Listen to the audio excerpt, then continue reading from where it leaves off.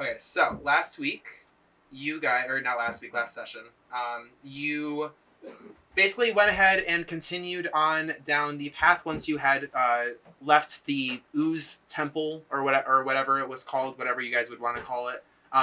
You left with Lavagul and you continued kind of making your progress down the tunnels with Sarah kind of leading as usual. You had ended up kind of running into this like little cave alcove, and the cave had a bunch of humanoids, actually humans, that were mostly naked. Like they just had like very torn up clothes on them, like very old and torn up. There were about four of them, kind of circling around this campfire, and they were like speaking in tongues. What it sounded like. You guys had kind of went a little closer. I believe it was Sila and Aspen that had gotten closer to try and speak with the people to try and figure out like what they're doing, and they couldn't really communicate too well. But you could tell that there was some intelligence to them, that they were like still there. They just were like speaking in strange tongues, like kind of speaking weirdly. The only way that you were really able to communicate with them was Sila was able to do. I forget what spell you cast. Message. Message. Yep. So you cast message back and forth to be able to like very brief, like have brief conversations with. I would say the leader. I mean, you don't really know if he was the leader, but he was the one that was communicating more. And you basically had the impression that they were stuck, although you didn't really know what they meant by being stuck. Pretty quickly after that, though, they started to go crazier. They started to circle around the campfire again, kind of be distracted and not pay attention to you guys.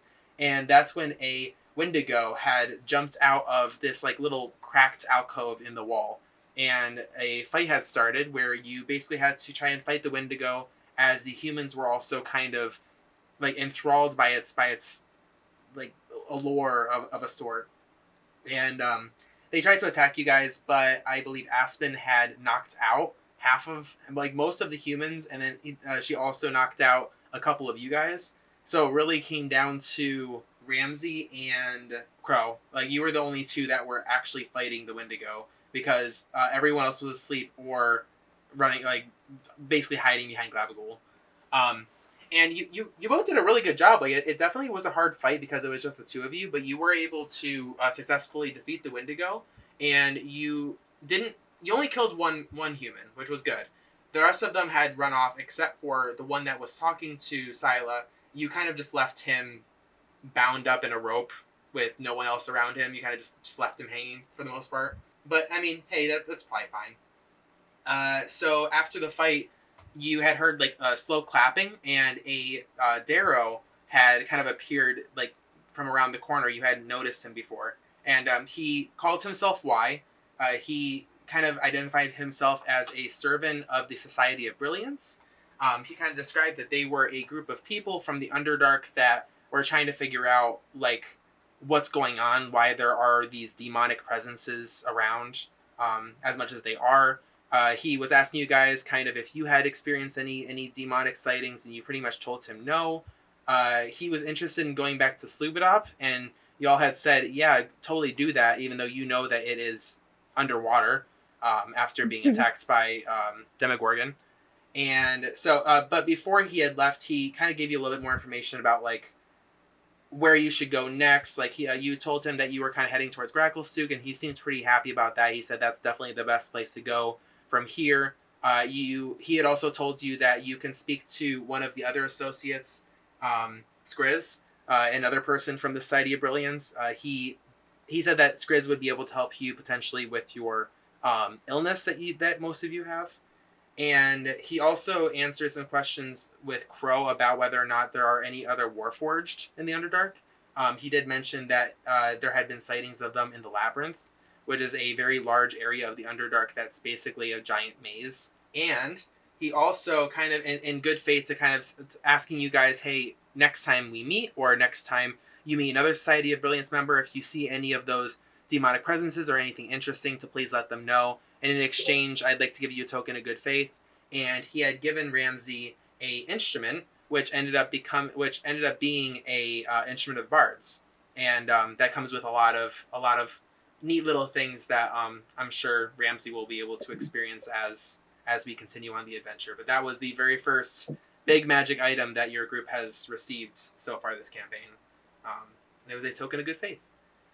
So yeah, other than that, you guys continued on for another day or two, and Stool kind of like woke you all up saying like, hey, I hear some rapport spores coming back and forth between people from my colony, and there seems to be like a group of them, and they're being attacked right now. They're dying. Like, please help me help them. And so you had all rushed into this fight, which seems to be a bit more than you were expecting it to be. There seems to be quite a few of these like ape-like creatures that are attacking the other myconids. One of them had already died, and another one had died pretty soon after starting the fight. And there also seems to be this very giant orange ape-like creature that had jumped into the fight as well and had knocked out pretty much half the party at this point. And I think that's where we left off, is in the middle of this pretty intense fight. So let me go ahead and put Pidge on the map. And Darren, if you would like, can you please roll initiative so I can put you in the fight? 23. So yeah, Pidge, why don't you go ahead and start? So just to kind of give you an idea of what's going on at the moment, I believe Aspen has that entangling spell currently on the ape, so he is currently restrained. Ramsey, Crow, and Scylla are all passed out around you. Okay. I do not have healer's kits. Yes. So, I guess I'm gonna attack it. I don't have... This is metagame. There's no way to help people up without like a healing pack, right? So the best way to bring them up would be a healer's kit, or obviously, like, giving them a potion. You could do a medicine check for your turn if you want to try and help them with their death saves, but it wouldn't necessarily bring them back immediately. So it's up to you on if you think. I mean, how is everyone doing as far as death saves? Just to kind of run down the line. Like how many saves and failures have you have? It looks like I haven't rolled for either yet. Okay. I have not either. Okay. I don't think I've died. No, you're fine. It was Gabrielle that was the other one that was passed out. Okay. So I guess I'm gonna attack it. So I'm not gonna use assassinate, right? We're gonna say I'm already like part of this. I mean, I didn't have you in the fight, so because of that, I'll give you assassinate, just because I didn't have you in the beginning of the fight. Maybe you were like kind of hiding inside of Crow's chest, and then when he passed out, you sprung out of the chest, we can say. So yeah, Okay. you can go ahead and use assassinate. All right, so that auto crits, and then Yeah. 16 damage. Okay, awesome. Let me just check here. That's base. Does crit double that? Yes. So It it's doubles 32. the die rolled, not the modifier. Oh, it doubles the die rolled. Okay. Yeah. You just So it's wouldn't. 32. Okay. Yeah, so you kind of like spring out from Crow's chest. Like, you were kind of hiding in there for a while. You haven't been feeling that great, so you kind of didn't necessarily want, like, you were really tired, so you still weren't really awake for the fight. But then all of a sudden Crow kind of falls to the ground and you get jostled from it. And so you spring out from the hatch and you're not even really thinking about it. You just instinctively go for your dagger and slice at this giant ape's like belly area, and a bunch of blood and guts start coming out of it. He's not looking good. He's looking pretty bad right now. Okay, so that is your turn. So now we'll go ahead and go to Aspen.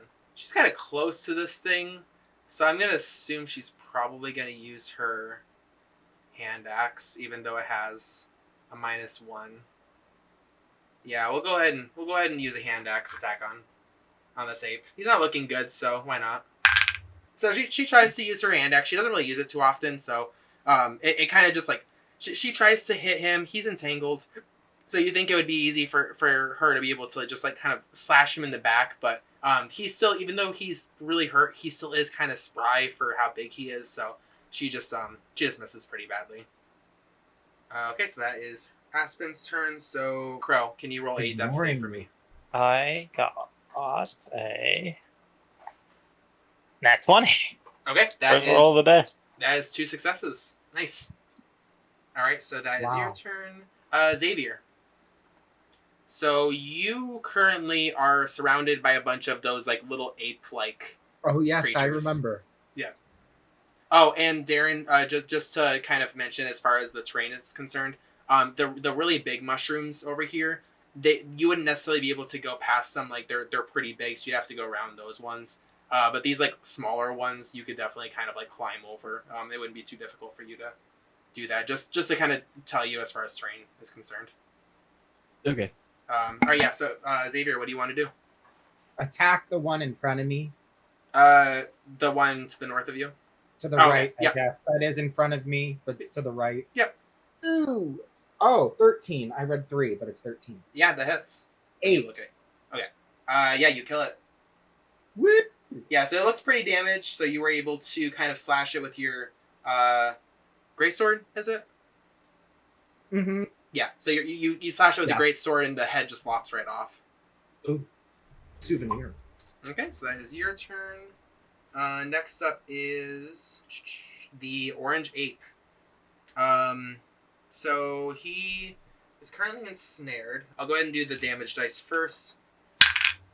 Okay, yeah, no, he's still alive. He's hurting, but he's still alive. Yeah, so he's gonna go ahead and I guess Pidge and Aspen are the only ones that are around him at the moment. Pidge, you did quite a bit of damage to him, so he's gonna try and bite and punch you a couple times. Okay, how is a 24 to hit? Yep. Okay, so that's the bite. And then a 9 to hit for the fist. And a 13 to hit for the second fist. Nope. Okay, so just the bite. Okay, that's going to be 11 points of piercing damage as he bites right into your small bird body. Okay. Okay, so that is his turn. Next up are the little demons. They're dretches, just for clarity, so I don't have to keep calling them little demons. The dretches are going to continue attacking the myconids. So I kind of just to remind you, I kind of have them color coded to show you how bad they are off. The one at the top is looking pretty bad, but the other two still look okay. So I'm going to go ahead and roll some attacks to see how they're doing. Okay, the one at the top didn't take any damage, so he's doing good. The green one's looking perfectly fine. And yeah, the orange one looks pretty good too. So yeah, all the myconids are still alive. They're still kicking. The myconid on the top fails his death save, so he is 1-1 right now. And then the two dretches that are on Xavier are going to go ahead and make a bite and a claw attack each on you, Xavier. Does a 14 hit? No. Okay. How about a 15? No. This new setup. Okay, well, I got a nat 20 for that one, so I think that made up That for it. hits, yeah, unfortunately. Yeah, and then the other one's 8, so just the nat 20, it's just a claw attack. Yes. And I'm going to try to find a die that just yeeted across the room. Alright, so you take 6 points of slashing damage as he claws at you. Oh, hey, did we get a long rest or no, since we're in the middle of a fight? No. Okay. I don't believe so.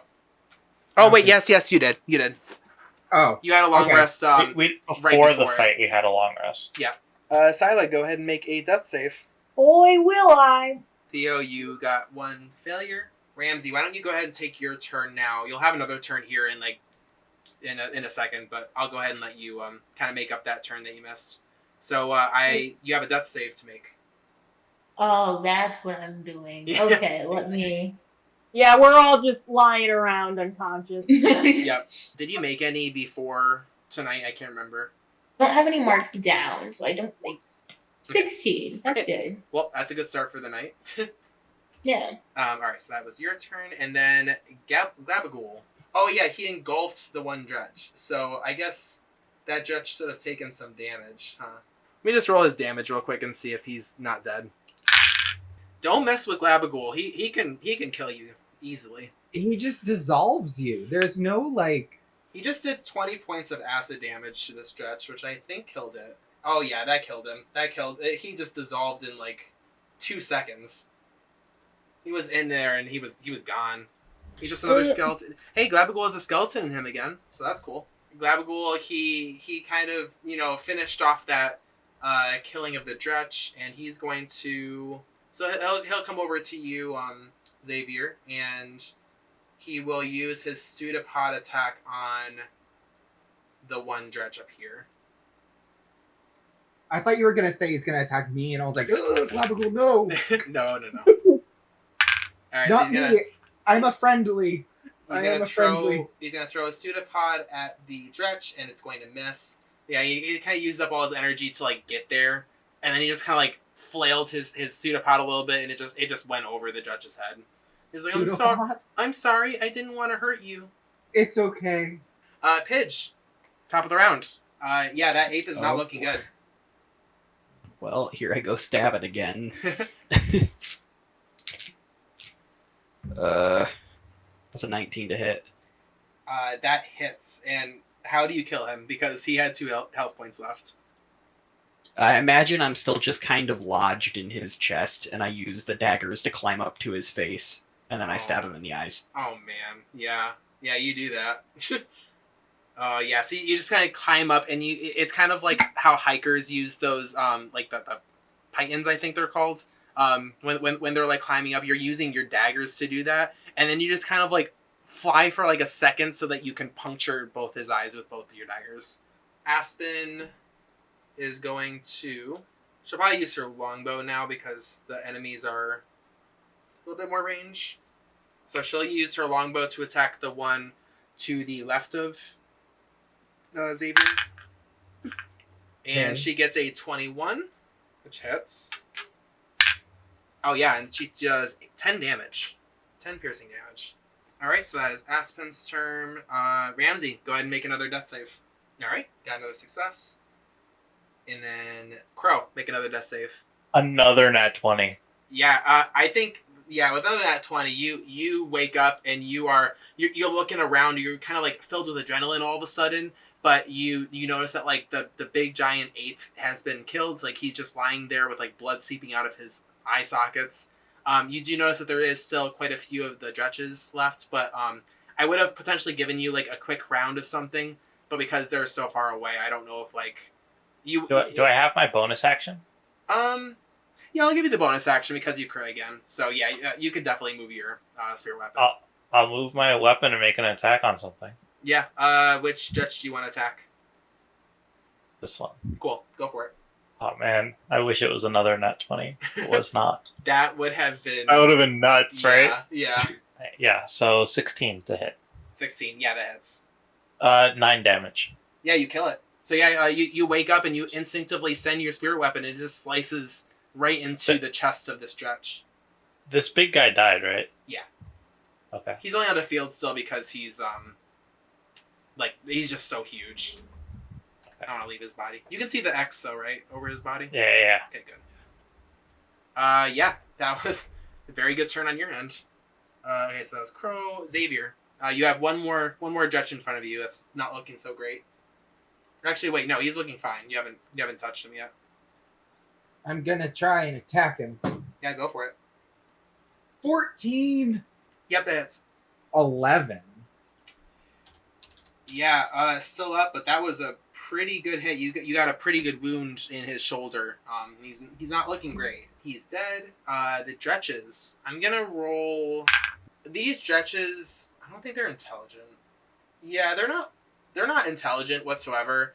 They just saw their boss, like their alpha, get killed, and they're not having that. So they're just gonna start booking it. Myconheads don't really pose any threat to them. They're just trying to stay alive. But Xavier and Glabagool have a attack of opportunity against the one right here. So Xavier, go ahead and make an attack.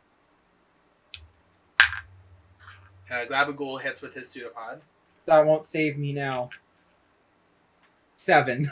Yeah, no. Don't worry though, because with Glabagool's pseudopod attack, he is able to kill him. Yay! He kind of slashes at his legs last minute and just murders him. Hooray. Yeah, and I think... How fast are Dretches? I want to make sure they're not, like, gone if they... Their speed's only 40 feet. Yeah, they would have gone... They would still be there. So, this one's gone. And this one's gone. But there are still 2 that'd be right here by the end of their turn. So I'll go ahead and continue the fight in case you guys want to go after them. So Sila, why don't you go ahead and make me a death save? The save. Oh no. No, that's success. That's a success. Yep. Oh, okay. All right, that's good. Yeah. 10's like the minimum that you have to make. Okay, I forgot. Thanks. No, you're good. Okay, so you're good. And then Glabagool, he's not fast, so I think he's just gonna kind of stay put with you guys and make sure you're all okay. So he's gonna stay. Pidge. Pidge is just gonna kind of poke at who's next to me Um. and down. Okay. Yeah. I guess I can roll medicine, but Pidge is not good at medicine. Yeah. Yeah. If you want to. Well, he nat 20'd. Oh my gosh.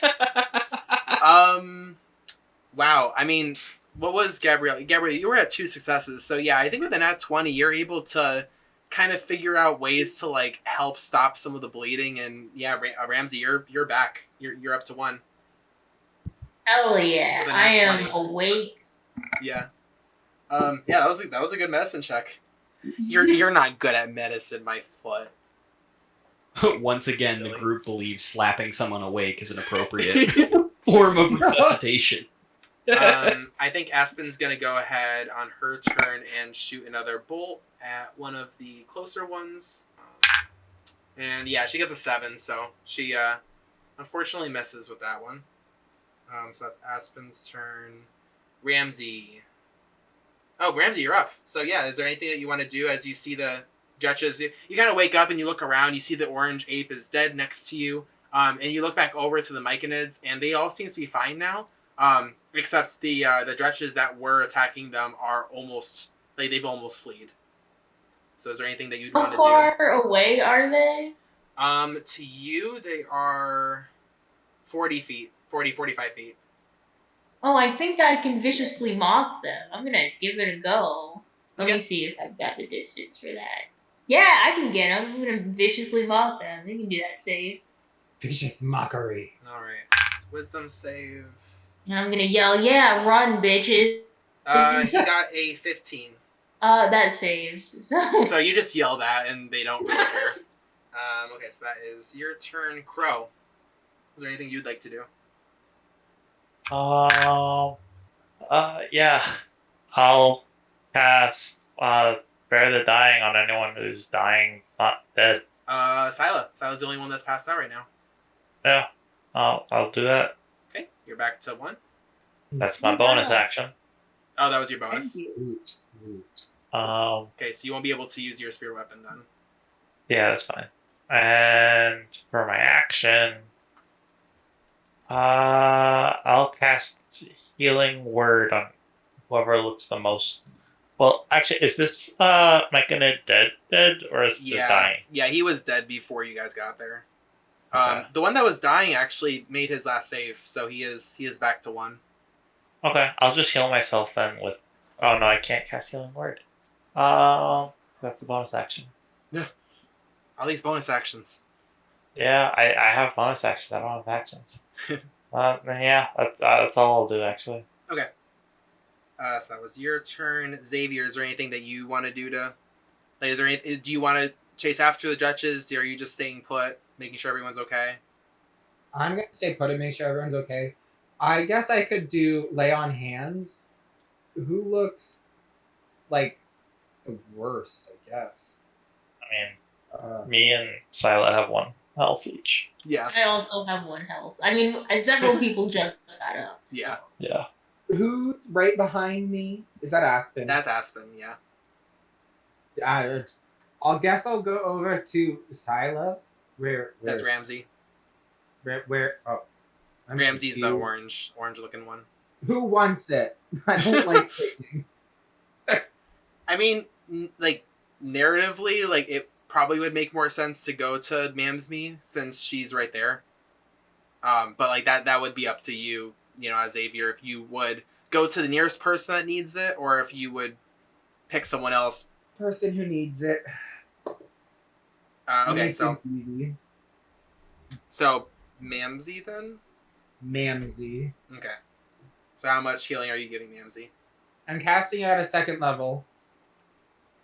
I don't think Lay on Hands is a spell. Is it? It's not. It's not a spell. It's just a class you, feature. You just have a pool of health. Oh, Yeah. I equal to meant I'm 5 doing times cure your wounds. I'm level. sorry. Oh, Cure you're doing cure wounds. Yes, it's Okay. more effective. Sorry. No, I don't know no. why That's I fine. thought lay on hands. Okay, so you're doing it at second level. You said. Yeah, so it's 2d8s. Yep. Go ahead and roll that, and then that's how much you heal. 8. Okay. Yeah. Ooh. So Mamsie, you heal for 8. Yeah, thank you. You're welcome. Sorry, be more. And then I'm gonna say that after your turn, it is the judges' turns, and by then they will definitely be able to. Yeah, so that is the end of initiative. So, kind of as things settle down a little bit, Crow, your spirit weapon disappears. Actually, does it disappear? How long is it? It lasts 1 minute. Okay, yeah, so it disappears. Like I had mentioned before, the Myconid on the top, kind of like slowly gets up, seems to still be alive, and they kind of slowly make their way over to Stool, over to you guys. They kind of huddle around the one that's dead, and they kind of like you just see them shaking, like they're mourning. At least that's what Stool tells you. They kind of are wary about the giant gelatinous cube, and I think Glabigal can sense that because he kind of like just backs away a little bit, and just kind of giving them a little bit more space. Yeah, and like you don't really understand what the Myconid are saying because you don't have their spores.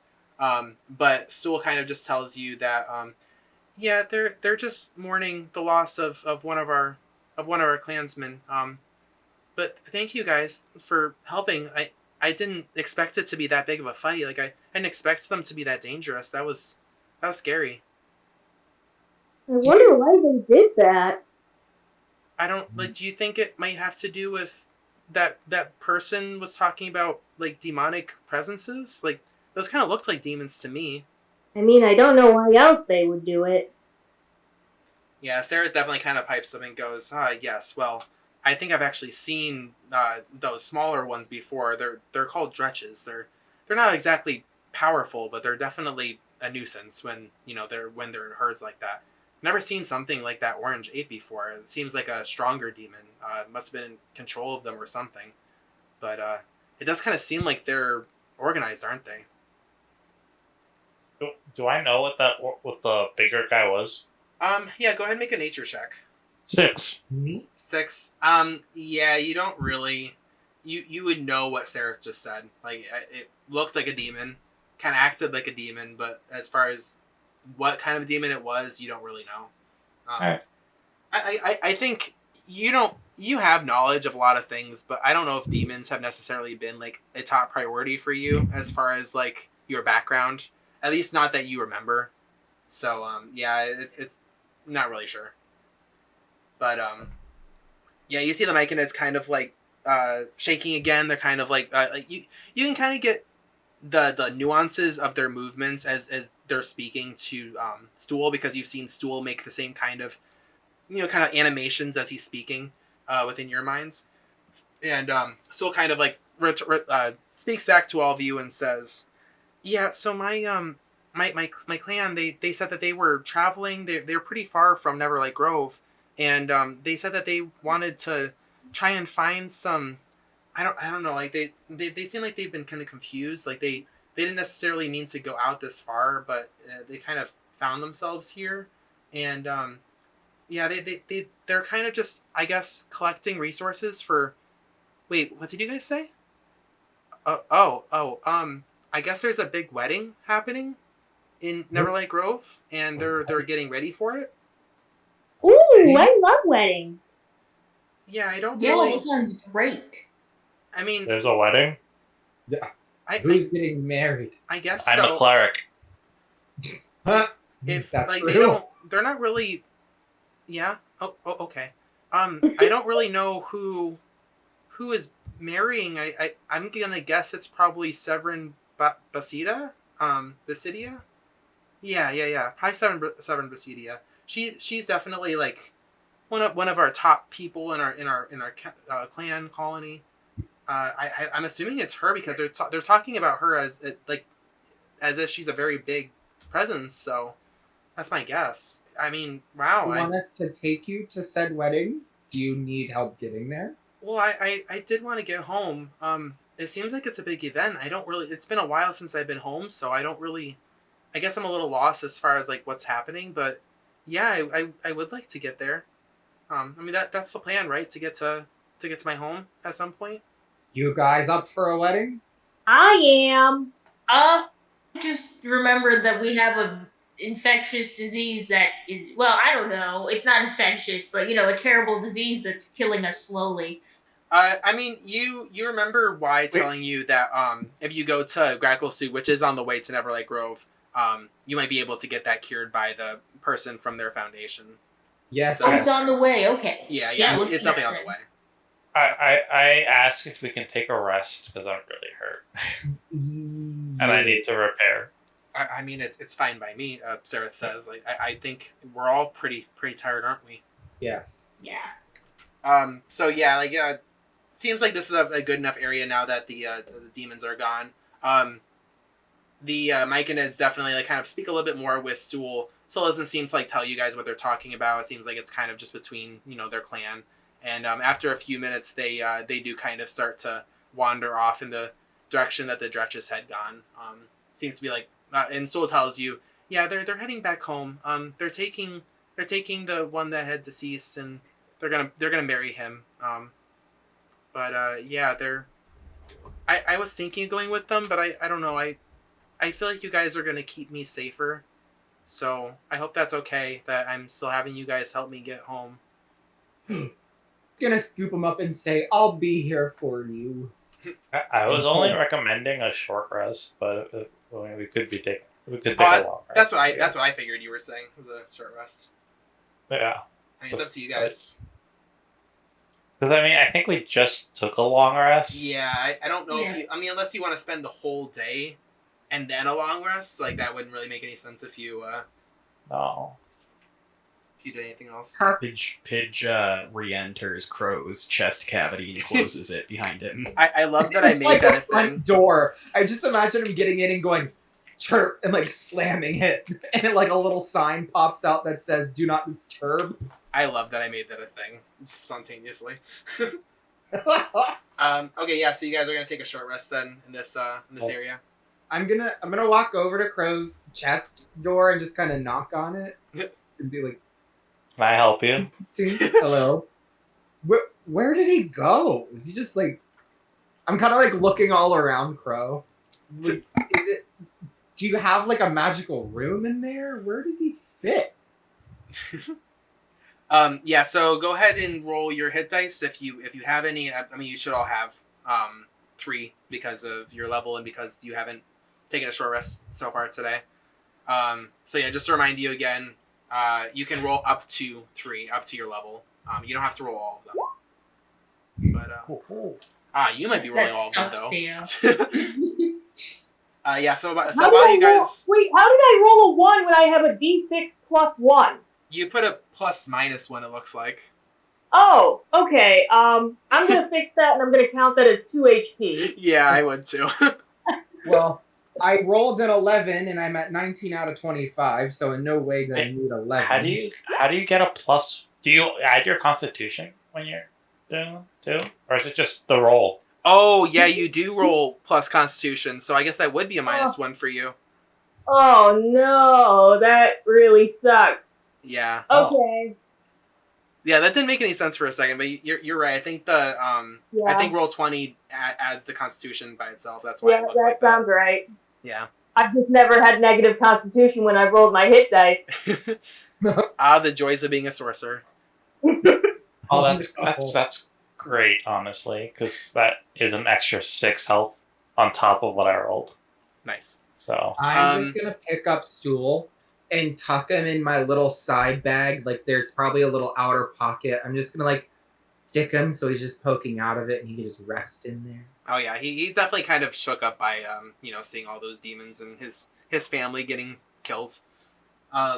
Yeah, so while you guys are healing, is there anything that you do? I mean, you're going to be here for an hour, so is there anything that you're, like anything you want to talk about? Or are you just resting the whole time? Like, you can obviously rest and do stuff. I'm not necessarily saying that you have to just sit still and stare into space for an hour. So is there anything that you guys do during that hour? Let's have a conversation. Let's talk. So, what's y'all's opinions on demons? Hey, Like they've been coming up a lot lately, so maybe we should clear the air and figure out what everyone thinks about that. About demons? do you want our personal feelings towards them, or why we think they're coming up so much? I mean, just starting a conversation. It could be anything. Just trying to make conversation. They're getting annoying, that's for sure. I don't know where or why they would be happening so frequently. What do you think, Sarah? Yeah, I know that demons do, pop up here and there in the Underdark. That's not really an uncommon thing.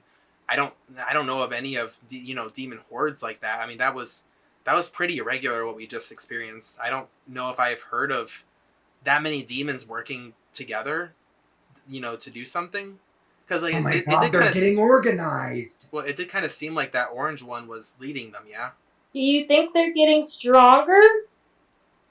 We kind of jumped the shark, didn't we? With the whole. Never mind. I don't know about stronger, but definitely organized, which I guess in a sense is stronger. I think of things getting organized. Do I think of Chicken Run where that guy goes, "Them's getting organized"? Yeah. I don't know why. That's exactly what's happening. Demons are chickens. Yeah, I don't know why. I just think of that farmer dude, and he's just looking at that Mrs. Tweedy going, "They're organized." Yep. It's Do I know of any other times in history where demons have organized? Why don't you roll a history check to see if you can remember any times like that? Because I am centuries old. Yeah. I mean, I would hope you'd remember some sort of cataclysmic event. Actually, I'm more than centuries old. To be fair, Crow didn't necessarily live in the Underdark that entire time, so he would only know what comes above ground as far as information. 18. While you think about this for a few minutes, for a few seconds, as everyone else is kind of talking about their opinions about all this, you do remember quite a few hundred years ago. This was pretty far back from what you remember. There was an instance where a lot of people were above ground were concerned because they had heard that there were very large takes in demon attacks. You remember that Gauntlgrim, which has been mentioned by Eldith. That's where she came from.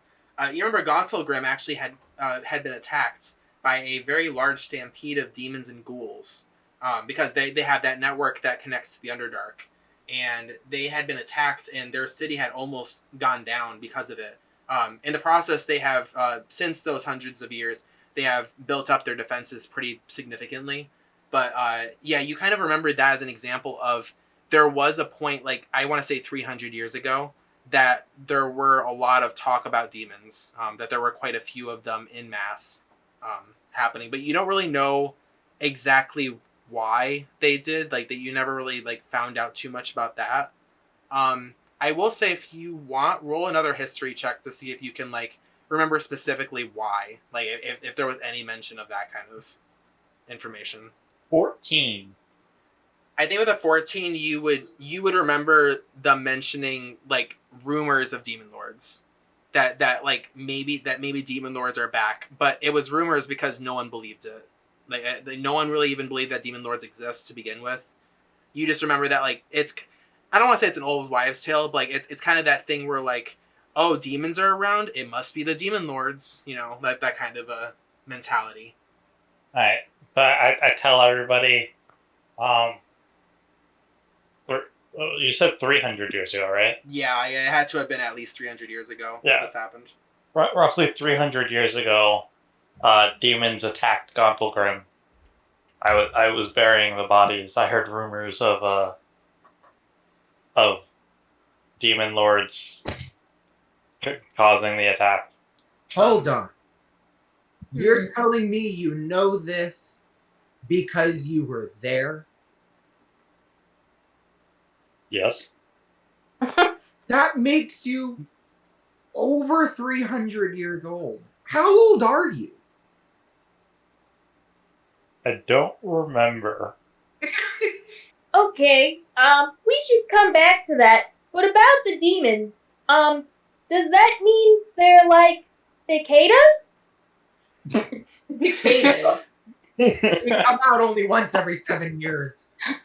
They live they sleep the rest of the time in the ground, or I don't actually know what cicadas do in the ground. Do they fuck in the ground? No, wait, No, they come wait. out of the ground to fuck. Yep. Yeah. I think Sarah would definitely probably go, well, like I said, demons are pretty frequent, visitors in the Underdark. You do see demons pretty frequently. It's just I have never heard of them doing this before, but if what you say is come true, to the Underdark to fuck. Well, wait. yeah. If that's true, then wouldn't we have caught them in the act already by now? So I don't think it How is do you know that true. you haven't? Yeah, we've just wandered upon a giant group of demon orgies. Wonderful. You don't know. I know that we checked some private rooms, but we're not breaking into people's houses. So if they are fucking, that's probably where they're doing it. Do you see any demons in Not houses? see all We're that. not looking for houses. We're like on the Underdark Highway. Oh, because that sounds so much better. Demons fucking alongside the highway. Well, that's mean- why we haven't seen them. Is that's where they're not fucking. I don't think that that's why the demons are here. Just personally. But good thought, team. I'm so happy one of us is personally. Yeah, Massey, I'm sure you're feeling pretty good about yourself having this conversation start because of you. Like, this is definitely what you wanted. Oh man. Yeah, I think Sarah definitely is interested in that one point though, Crow. Like he isn't gonna let that slide. So you said over 300 years ago, and you said that you are most likely older than that. Why don't you remember? Like why are your memories coming back like this? Yeah, have your circuits turned to dust? I don't know. Do you have any other memories of before that? Do I have any memories of before that, Matt? No. What? As do far you as know? as you like, that's actually the farthest memory you've had. Oh. You have a lot of memories of like 100 years ago. Like that's a pretty, like a lot of things that happened right before you you went offline for that long amount of time. You remember a lot of those events, like a lot about this great war that had happened above ground, that you were a part of. But other than that, yeah, you don't really remember much about like even before that. I'm gonna go knock on Crow's chest and go, Pidge, see if you can find a memory card in there or something. Help him remember. I start knocking on your forehead. How do you like it? Rude. Oh, it says the person that knocked on his chest. Crow went in there I like it was repeat before. that It word was for like, word. Crow's in there. I'm trying, or Pidge is in there. I'm trying to talk to him. Paige opens the chest plate directly into Xavier's head. It's just like a swift kick and it batches off and closes again. Yeah. Oh god. Well, I hope that we don't run into any more groups like that again. That was a pretty tough fight that you guys went through. A lot of you had passed out. Yeah, you also passed out, I'm assuming. Yeah. I don't really have them in the fight necessarily, but you can always assume that they're like trying to do some damage, or some of them are like not necessarily meant for fighting, aka Prince Darendelle. Yeah. We just assume that they faint. Like they see an enemy and just faint. Yeah. I will make that canon for Prince Darendelle. He definitely is not a fighter whatsoever. Like, really, the only ones that are fighting would probably be Aldith and Sereth. They're the only like real fighters in the group. Stool obviously Wait. isn't. Jimjar really isn't. Glabagul's a fighter. Where's Yeah. Glabagul? What is he doing? Oh, he's just chilling. He's just chilling. Where's our jelly man? He's quivering. He's enjoying his new skeleton. I envision him just sitting there while it's floating, going, "Well, hello, friend." And then the couple silver that you had given him kind of tinkle around. Yeah. I just feel like this kawaii blush happen. It's just like slightly jiggly. No, he's just enjoying it. He's enjoying himself. He's not really paying attention to what you guys are saying. I don't think he really has the intelligence to understand what you're saying anyway. So he's just having fun. Poor Clappercool. No, he's fine. He's not. No, upset. I know. I'm falling in love with him. It's terrible. Yeah. Is there anything else that you guys do? I mean, like, you could say that conversation took the short rest time, and you continue on from here. Jewel, how often do you see these demons? You said they're common, but That was Sarah that said that. oh, I thought Stool mentioned that they were common out here. Well, no, that was Sarah. He thinks about it for a second. Well, we see them in patrols. Not usually in the main settlements. We're pretty well guarded in those, but yeah, sometimes in the tunnels we'll see, a rogue demon here and there causing mischief or just kind of doing its thing, walking around, going So between. then why would they want to destroy, kill so many like that? Like, what's the point? Well, when demons are bloodthirsty, whenever they see something they can attack, they typically do. Not a lot of demons are intelligent. I mean, that seemed kind of like an ambush. It did. But we probably shouldn't wait here too much longer in case they decide to come back with more reinforcements. I thought we were already on the move. Oh, I wasn't sure if you were just saying that while you were still short resting or not. But yeah, we could say that you guys are walking when you say that. Yes, you guys continue walking for a little while. You're kind of cautious because you know that the Dretches had gone the way that you're going. So you're kind of just, being quiet, as quiet as you can. You have to walk a little slower because of Gabagool anyway, so you're just kind of taking your time walking down. Is there anything that you guys do or say, while you're walking? Or are you just kind of focusing on being quiet for the remainder of this walk? We should probably be alert, right? Yeah. Yeah, I mean, if you guys want to do like a perception check or something, you can while you're walking, just to make sure that nothing comes out at you. I'm gonna do a perception check. Not that it's my strength per se. It couldn't hurt. Same. 11. Okay. I got 1. I'm not noticing as much. 5. Yep. All of you are doing excellent. No, except me. I got a 5. I'm not going to do a perception check. I figured. Yeah. No. You're all kind of you're looking around, but you don't necessarily see anything out of the ordinary. You don't hear any noises that you don't normally hear. I mean, the echoes from your feet hitting the rock kind of echo a little bit, but for the most part, nothing seems out of the ordinary as you continue your forward march for the next few hours, for the next few miles. You continue on for a while. You don't go as far as you normally would go because you're all still pretty tired after that fight, and you get to a point where you just naturally want to take a rest, and you make camp. Let's go ahead and roll the perception checks for your guys' watch. So I always forget what the order is for you guys. I believe it is. I think it's Aspen, Scylla, Massey, and Xavier. I mean, for watches. Yeah. I mean, Yeah, fine. Yeah, we can say that. So Aspen will go ahead, and then Crow, obviously, you can roll your perception checks along. So I'll go ahead and roll for Aspen, the first watch. I got a 9. You got a 9. Aspen got a perception, a 7. So yeah, you both are watching, but nothing really seems to really jump out at you. It's all pretty quiet. Is there anything that Crow, is there anything that you're gonna do throughout the night, as far as while you're kind of pretending like you're resting? I'm just gonna heal. Yeah. Actually, before the day actually ends, I'm gonna cast Lesser Restoration on someone. Okay. Is there anyone particular you're gonna do that for? Did Pidge was Pidge infected with the mushrooms? Yes. Everyone but Then Xavier Pidge. was. I do it to Pidge. You cast this, and Pidge, you kind of feel like this warm healing energy pass through you, and I mean, it feels pretty good. But as far as the fungal growth in his ears, you kind of look real quick, and you see it's still there. Doesn't seem like it's gone away.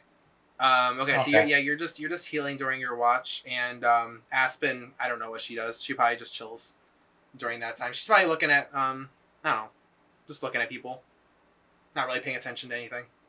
Yeah, I'll, let me hit that perception button. We'll say Massey.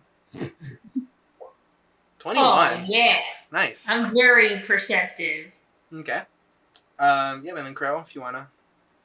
Oh yeah, sorry. 7. Yeah, you're still just sitting there. You're still thinking.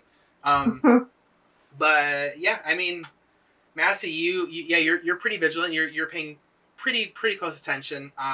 Is there anything that you're doing during this time? I'm gonna keep studying my book. Keep Okay. translating away.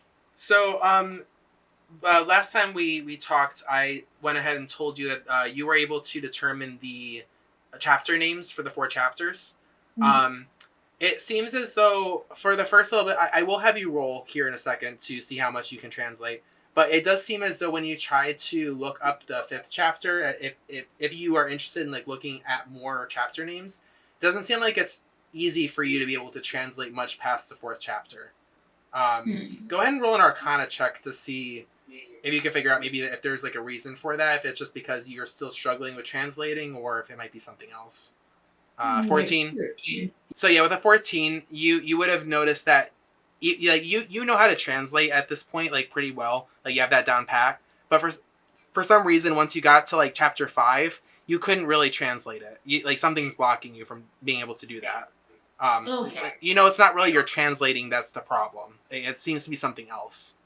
So knowing that, I'm sorry. Yeah, I'm not gonna go for chapter 1 and just start working on that. Okay, so why don't you go ahead and roll? Go ahead and roll that again. 17. That's good. All right.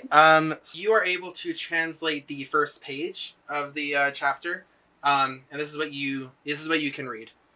The joy of extra-dimensional spaces was donated to the Society of Brilliance, with the rest of the chapters by the mage Fistandia, following her untimely disappearance. In her will, in appreciation for the many years she spent in its hallowed halls, this chapter is a treatise on extra-dimensional spaces, similar to those created by the Mordekainen's magnificent mansion spell. This information alone would make it worthy of note, but Fistandia's additions to the margins are even more interesting. In Arcane Shorthand, she details how she created a permanent Mordekainen's magnificent mansion spell and records the command word to open the mansion's doorway. As you read this, like you kind of read through this, and I don't know if you would have necessarily you don't necessarily know much about this spell that they're mentioning, but you have heard about it. Like it's definitely like a very powerful wizard spell. That like kind of as far as you know, it just creates spaces that are very safe for people. And as you're reading this, like I mean, what are you thinking as you're reading this? Like it. I'm hoping that this would have more of like bridges between dimensions, but I am intrigued because this sounds like it would be so convenient and permanent. Because I mean, I would only have to cast it once. Yeah. I mean, I don't know if I could possibly cast it because I'm a bard and not a wizard, but it's good to try. Yeah. So, so as you kind of finish off that page, like as you are able to read that last sentence, you kind of feel like that feeling that you felt when you first saw the book, when you first were able to kind of read the cover and realize what it is, it kind of washes through you again. You feel like a tingle through your body. It kind of gets you excited. It gets like that adrenaline flowing of like, oh, I really want to know what the rest of this chapter is. And as this happens, the pages of the book start to fly, moving on their own kind of a thing. And the book starts to get really hot in your hands to the point where you have to drop it. Clatter, Crow, you would have definitely heard like the pages flapping all of a sudden, Macy kind of like you hear Macy kind of like be shocked for a second, like kind of step back, and as this is happening, the pages start to go faster and faster, and all of a sudden everyone wakes up to feeling a pull as you're all being pulled into the book. Oh shit! Yes! Take us on an adventure. And as you get pulled, Once upon a time, you get pulled to here. Narnia. So, you all kind of like wake up with a jolt, and you look around and you see that you're in what appears to be like a stone hallway of a sort. Behind you, you see these very large wooden double doors, and there aren't like any windows like by the doors themselves, but Macy, you are like kind of in front of everyone, and you do notice that there are windows kind of lining these walls to the left and right, and there are several. Come with us? Well, no, Gabagul is not with you. Actually, I'm glad that you had mentioned it. You are the only ones there. Not even the NPCs are there with you guys. Stu! Is the book here? I'm actually, yeah, sort of. You do notice that there is a book that is on the ground, but it doesn't look like the book that you were reading. This book looks kind of like a heavy tome. It's covered in thick, ornate, tooled leather that's decorated with gold filigree. And it's interesting because on the front of the book, it looks like there's an illustration of a bust. Oh, man. Yes! Can all of you roll an Arcana or a History check to see if you can recognize the book or the figure in front of it? Nat 20. Oh, yeah. Well, of course Pro gets that. He would. I'm going to, just to cover my bases, I'm going to yell, my book! Just to make sure everyone knows that I have claim on this. This is my book. Got a 12. Yeah, and Macy, this is a very, very different book from what you had before. Like, it did not look like this. Yeah, everyone's getting pretty much a good number. Pidge, are you rolling too? Oh, I am very much still asleep in Crow. Okay, I just wanted to make sure. Yeah, so everyone has a basic idea, although Crow, you're gonna know a bit more. Everyone recognizes that the figure in front of the book is Mordekainen. At some point or another, someone might have seen it in a textbook or on a poster or something, but everyone knows the name Mordekainen. It's a very, very big name as far as like powerful wizards out in the world. Crow, you've met Mordekainen once, and when you see his face, you kind of like a memory kind of comes back to you. You remember meeting Mordekainen once on the battlefield. They had tasked Mordekainen to come fight this big war that had just started, and you don't really remember much about the war itself, but you do remember that Mordekainen was asked to come and basically come up with these like basically a new spell at the time of these mansions that he could create to help protect the troops when they're in the middle of the battlefield. Like if they really needed to get out quickly and be able to heal for an extended amount of time, he could create these doorways into these pocket dimensions that they would be safe, that no one could be able to get into whatsoever once they were in. And you remember like how powerful he was. And he seems like a really nice guy too. So it's interesting to see his face, his bust on the book. So I share that information saying, oh, that looks like it's Mordenkainen's book. Yeah, I've been. That's mine. I actually, it was a gift to me, and I go to pick it up. I'm taller than you, right? I think I'm taller. I'm like 6 foot. Oh yeah, you're taller than me. Can I get there first and grab the book and like just peruse it? Very quickly. Stick to the book. Yeah, I think. Why don't you both roll a dex check to see how, if like you can get to the book before? Because I'm assuming once Macy sees it, she runs for it. They both run ahead and get knocked out. As I was talking, I'm just casually walking towards the book. Yeah. Yeah. So okay. In my statement, my claim statement early, but I only rolled an 8. So. What did you get? Got a 15. Yeah, Crow, you get to it before. I'm just holding it slightly out of your reach, perusing it. Yep. Hey, you're only 2 inches taller than me. Just holding your arms above your head, looking at it. No, I'm just holding it, looking at the book. I'm trying to be cool about it, but I'm also like, yeah, that's definitely mine. I knew that. I'll just casually drop like, I met him once. What? What? Hello? Did you? And you didn't feel we needed to know this sooner because?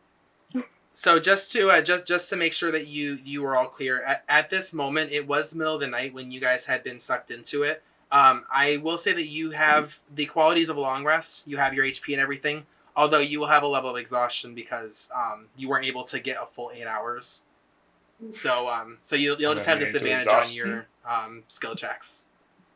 So I probably should have had you do disadvantage for that, but that's okay. I forgot to mention it. If we both have disadvantage, it's fine. No, I'm immune to exhaustion. So. Oh yeah, you're fine then, Crow. You're chilling. Yeah.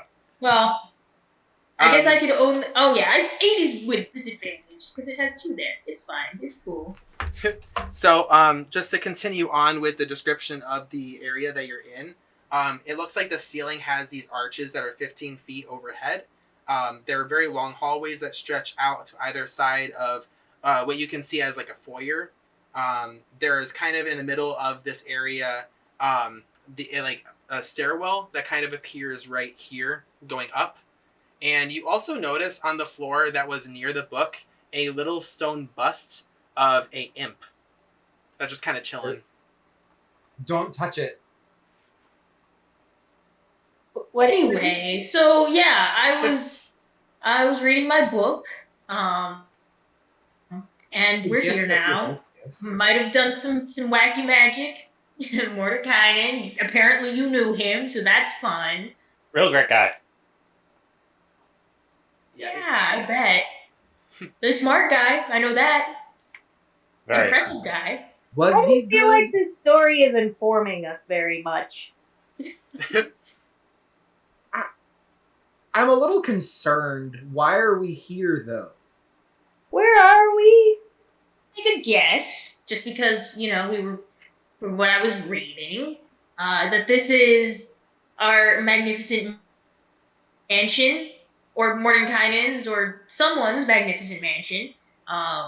So I'm thinking, in theory, it should be safe, maybe. It's not ours, so I can't be sure, but... So this is our home now? I mean, not permanent. Well, I guess it is a permanent spell, but, like, I'm guessing, if it's, the one that the book is talking about, that it is a permanent spell. But it might not belong to us, is the issue. Can you open the book? Well, yes, Crow opened the book. What does the book say? You kind of leaf through Crow, you leaf through the book a little bit, and there's stuff on it. You really quickly kind of peruse what it says. It kind of just looks like a journal, sort of. And when you try to read it, it just the words seem to jumble. Like for some reason you can see that they're words, but you can't really understand them. Not that it's in a different language. It's just weird. It's like your eyes are, well, if you had eyes, it'd be like they're getting fuzzy. I do have eyes. It's just they're not eyes. Yeah. Anyway, so I'll take that, Crow. Thank you. I'm holding out my hands for the book. I give it to her. Thank you. Okay, yep. I guess we can look around, I say, as I put it away. Yeah, you see that stairwell. You see a couple doors seem to be open slightly, like they're just slightly ajar, right here and right here. And yeah, there's a few other doors that seem to kind of line this hallway. Is someone gonna pick a direction? I guess I will, since this is my whole thing. We're gonna start on the right. Let's go. As you are passing down the hallway, even around right here is where a window is. You look out the window and you just see black. There is nothing outside the window. Not much of a view, but yeah, it is what it is. I think I wanted to start at the end of the hall. I'm gonna try to head for the end of the hall. It's fine. So you're gonna go for that door I don't back there. think we were here for a view. Okay, so you see at the end of the building is a arboretum. It has open arched walls. There are flowering shrubs and small trees growing between paved paths that meet in a semicircular patio. There's no sun, but 2 glowing globes hang above the plants, bathing them in light. There are colorful blossoms everywhere, filling the air with their perfume. I this- think this room. This isn't a bedroom. Well, it And is I now. get first pick on everything. This is my mansion. I'm going to. Is there anything edible in here? Because I think I might. No, just I have flowers. an herbalism kit. Would that help? Oh, you should make medicine kits with these herbs. I can. Actually. Do you have a herbalism kit? Yes, I just said I have an herbalism Oh, I'm kit. sorry, I Would that wasn't. help? I didn't hear you. Oh, okay. Yeah, so you're kind of like looking through these herbs, and you feel like, well, make a medicine check, Xavier. I'm proficient in medicine. I guess it is. And if everyone can show me where they're forgot what Xavier. Are you a cleric? I'm paladin. I'm Oh. a weird. I'm a hermit. So I have some of the things that a cleric the abilities of a cleric in a sense, but not in a way you'd think. 15. 15. Yeah, so you spend a few minutes and you're definitely kind of looking through it, and you realize that there definitely is enough herbs for you to, like, you're gonna have to take a few minutes to collect them, but you probably could make out of all these herbs 2 healers kits. If you spent like 15-20 minutes collecting everything. Explore your mansion. I'm gonna utilize your herb garden, and I'm gonna get started. Crow and Pidge, could you put yourselves where you are, and same with you, Xavier, just so I know. Be like in here perusing. Yeah, I'd like y'all to get more in the habit of kind of having your characters where you want them, just so I know a bit more. Yeah, so as you guys are walking around, is there anything else that the rest of you are doing while Xavier is picking herbs? Picking herbs. And yeah, for the record, this whole area is open arches of blackness. Like, there's nothing past like the openings. Ooh, that's spooky. Yeah. A little surreal. But we Um, could probably leave Xavier there. I don't think anything will fly out of the void into here. We could probably keep exploring. I'm going to make my heart believe that we are safe here. I'm speaking it into existence. We're cool. We're good. So, Macy and Sila, can you roll wisdom saving throws, please? Oh no. Gosh, no. We fucked up. What did you do? Yeah. All right. So yeah, as you're saying this, as you're feeling this positive energy flowing through you, of like, yeah, this is definitely a safe area. You kind of get a whiff of a very sweet scent. Like the both of you do. I would like both of you to roll a d6. Just a straight D6? Yep, just a straight d6. So I got a 5 and Mesa got a 6. So yeah, you both all of a sudden kind of like lock up. You're kind of like looking around. Like, you can still move your head slightly and everything, but you feel like really woozy and like, I don't know, something seems weird. And you kind of hear like giggling from above. Crow and Pidge, you would have, and Xavier, you would have heard this giggling. And you kind of look over and you see Sila and Mesa just standing there kind of rigid. What's going on? No. I just go up to them and like wave my hand in front of their face. You both are kind of like, you can obviously see, and you can talk. You're just kind of like a little woozy, and you feel like you're kind of not paralyzed, but you feel like it's very hard to move right now. I don't think this is a safe place anymore. Can somebody carry me? No. Xavier, can you make a wisdom saving throw, please? Oh god. Can I duck? Nope. Oh, never mind. You kind of like feel a gust of wind above you, and you get a very hint of a sweet scent, but you kind of like move your head out of the way, and you hear another giggle from above as it moves. Who's that? Who are you? Guys, do you hear that? Is it just me? Yeah. Sila, Yeah, no, you're completely sane. I do hear that. Sila and Mesa, could you roll another d6, both of you? Oh, I'm so stressed. Another 5. Good. Cool. Do I have any idea what's going on? I got 4. Roll a perception check. Okay, you're both still, like, kind of stuck, kind of woozy. Nope, 6.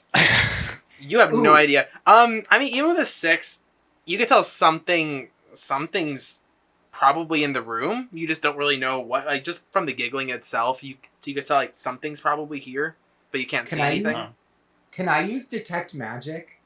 So you kind of like hone in on that giggle that you heard, and you use this. You notice a couple things. The first thing you notice is, let me see. You do sense that there's some magic around the glowing orbs that's behind you. So like the 2 orbs right here. You do sense some magic kind of emanating from them, but that was kind of obvious because they are like glowing bulbs that are just floating in the air.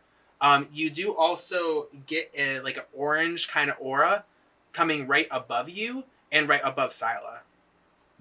Sila and Mesa, can you both roll wisdom saving throws again? And Pidge, you're still in Crow's chest, right? Yep. Cool. Just making sure. Okay, so Sila got a 2. Gabrielle, what did you get? I got a 7. You said to roll wisdom, right? Yeah. Yeah. Oh, so- no, sorry. Roll a d6 also. Oh. Yeah, I can't get a 7 for that. No. 1. You both start to move in a random direction. Sila, you move all your movement, and you end up kind of like just walking past Pidge, and you just walk into the wall right here. And then Mesa, you just walk forward, and you like kind of just like end up right by the edge of the of this like abyss. Darn it! This is when I wish I could use my 3rd level dispel. And you just you just hear more giggles. Hey, I'm not doing this. Make sure I don't walk into the darkness, please. Can I look around and see if there is something I can do to like dispel the aura? Like, is there? So the orange mist above you is still there. The orange mist that was above Sila now has moved over to above Mesa. So, and you're kind of hearing these giggles coming from the orange auras. So Can I go up to one of them and cast Lesser Restoration? Anyway? I mean, you could do that, yeah. Let me just see. Yeah, you do this, and like it doesn't seem like anything really happens. I feel like they're just a mist. But Crow, can you roll a wisdom saving throw? Good job. Wisdom saving throw. Yes. A wisdom saving throw? Yes. Yes. You sure? Yes. Alright, dirty 20. You, I mean, you are metal, man. But you do feel like, actually, I guess you don't even really feel wind, do you? Yeah, you don't even notice anything happening. You're just walking I can over. perceive things. Yeah, but I don't think you can feel wind. You're metal. Do you have like a wind gauge on you somewhere?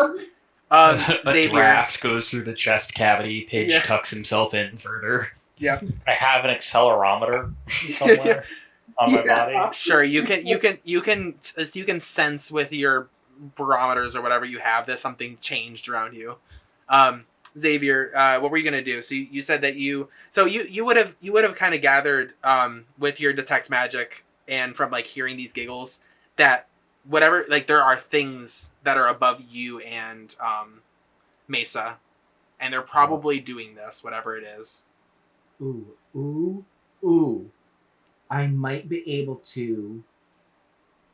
Maybe you should just like look upward and. I mean, it is right above you.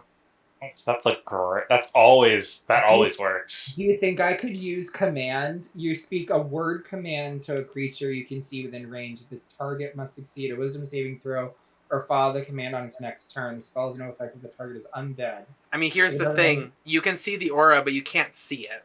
So I don't know if that would work. Can I use my Eyes of the Grave? To see if there's any undead nearby. You can use that, and you do not see any undead.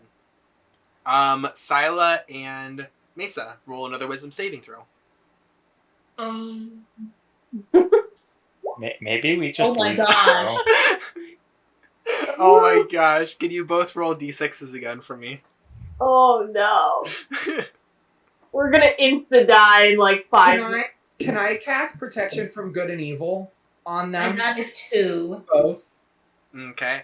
Wait, hold on one second. Scylla, you kind of turn around and you just start walking forward, right up to the edge. Mesa, you decide you just want to go over to the door. So 5, 10, 15, 20, 25. Yeah, you get right up to the door. Can I go over here and cast protection from evil and good? Yes. Until the spell ends, one willing creature you touch is protected against certain types of creatures. Aberrations, celestials, elementals, fae, fiends, and undead. The protection grants several benefits. Creatures of those types have disadvantage on attack rolls against a target. The target also can't be charmed, frightened, or possessed by them. If the target is already charmed, frightened, or possessed by such a creature, the target has advantage on any new saving throw against the relevant effect. Yeah, so can you only do this to one person at a time, or? You can only do it one person at a time, and it lasts up to 10 minutes. Okay, and is this spell slot? Yeah, it's another level 1. I think I have 3. Okay, so you will be using 2 then if you're going to use it on both. Yeah. Okay. Well, what I will tell you this first before you just decide you're going to use both. You go over to Scylla and you cast as you kind of like put your hand on her back as she's kind of like going towards the edge. And Scylla, you kind of feel yourself like all of a sudden whatever was happening to you just kind of clears away, and you don't smell that like very sweet smelling scent anymore. So you have broken out of it. Okay, I'm gonna startle and like frantically serpentine, and I'm just gonna run headlong into Crow in my panic to get away from the darkness. Yep. Yeah, so seeing that Scylla has kind of snapped out of whatever was going on, Xavier, you feel confident enough to use another spell slot to do the same to Mesa. And then is it possible to figure out how to use my herbs to create some kind of powder or something that I can put on everybody that smells or might help filter that sweet scent? You know what I mean? Like, yeah, like a smudge stick? I don't know. Can you roll an Arcana check? 7. Okay. You're not. I will give you, even with a 7. It seems like it's some sort of creature that's doing this. What you just did was your best bet, and you're just gonna have to hope that it doesn't affect anyone else. Like I don't think you really know how you can stop it other than what you just did. Make sure you did mark down 2 spell slots were used, though. Oh, I used all my spell slots. I think I had 1 second and 3 first. So. Yeah. Yeah, so Mesa, you kind of snap out as well when Xavier comes over and puts his hand on your back as well. And you kind of like, you've been like knowing what's happening, obviously. And like you put your hand on the door to like leave, and then all of a sudden you get snapped out. And you hear giggles again, but it seems to be like flying away, like leaving. Wait. I think whatever's pranking us just left. I think. What languages do you guys speak again? None. Yep. Common, Draconic, and Dwarven. Common and undercommon. Infernal and Celestial. Okay. Common, Draconic, and Halfling. Scylla and Xavier, you hear after these giggles in Draconic, "Oh, we were having fun. Turds." Oh, God. The only time I feel like that will come in handy. Do you shit yourself again? No. I'm just gonna say it was fun for you, but not for us. What do you want? Do you say this in Draconic also? Yes. We just want to have fun. We're bored. We'll go be bored somewhere else. We're trying to figure out why the hell we're here. You're stuck like us. I You're kinda stuck mimic like us. You're stuck like us. I'm gonna relay to everybody in normal. In common. They're in common. Normal. They're bored and they're fucking with us, and they're saying we're stuck here. So Challenge them to a game then. I was gonna be like, well, if we didn't have to deal with these children, it'd be a lot easier to figure out how to get out of here. And then I'm gonna like say it in like normal common. I'm gonna go over here and go through this door. So, Was that the only door in the Arboretum? yes. Oh, then. Then I'm gonna follow Xavier. So you notice that on the right wall, there's like a very large window that kind of looks into the arboretum that you had just left. But in the middle of the room, you see a crystal chandelier that's hanging above a very large table made of dark wood. You see 6 matching wooden chairs with scarlet cushions surrounding the table, and a 7th chair sits alone in the far corner. Anybody want dinner? I mean, if there's food, I'll eat it. You do notice that on the table there are several like silverware and like servings of silverware. That's why I said anybody want dinner. There's no food. I don't want to be a fun killer, but this is obviously a trap. Is it? Yeah, maybe. Okay. Well then, what can I peek in this room? Tell me it's the kitchen. So you just went into the you opened the door and just kind of looked in, closed it again. Peeked. Yeah. Okay. And you didn't notice that there was another door right here leading into the room as well. So like I said, the door to the room is slightly ajar. And as you kind of peek into it, before you even get to it, you kind of smell like the aroma of cooking coming from it. And like when you get to the door, you really smell it. And you notice that there is a large iron stove that takes up like one whole wall, and the rest of the room is filled with like a large table, racks lined with hanging pots, pans, cooking utensils. Everything is sparkling clean, and you notice that there are. Let me just go ahead and reveal. There are 2 kind of like clay creatures standing on the tables.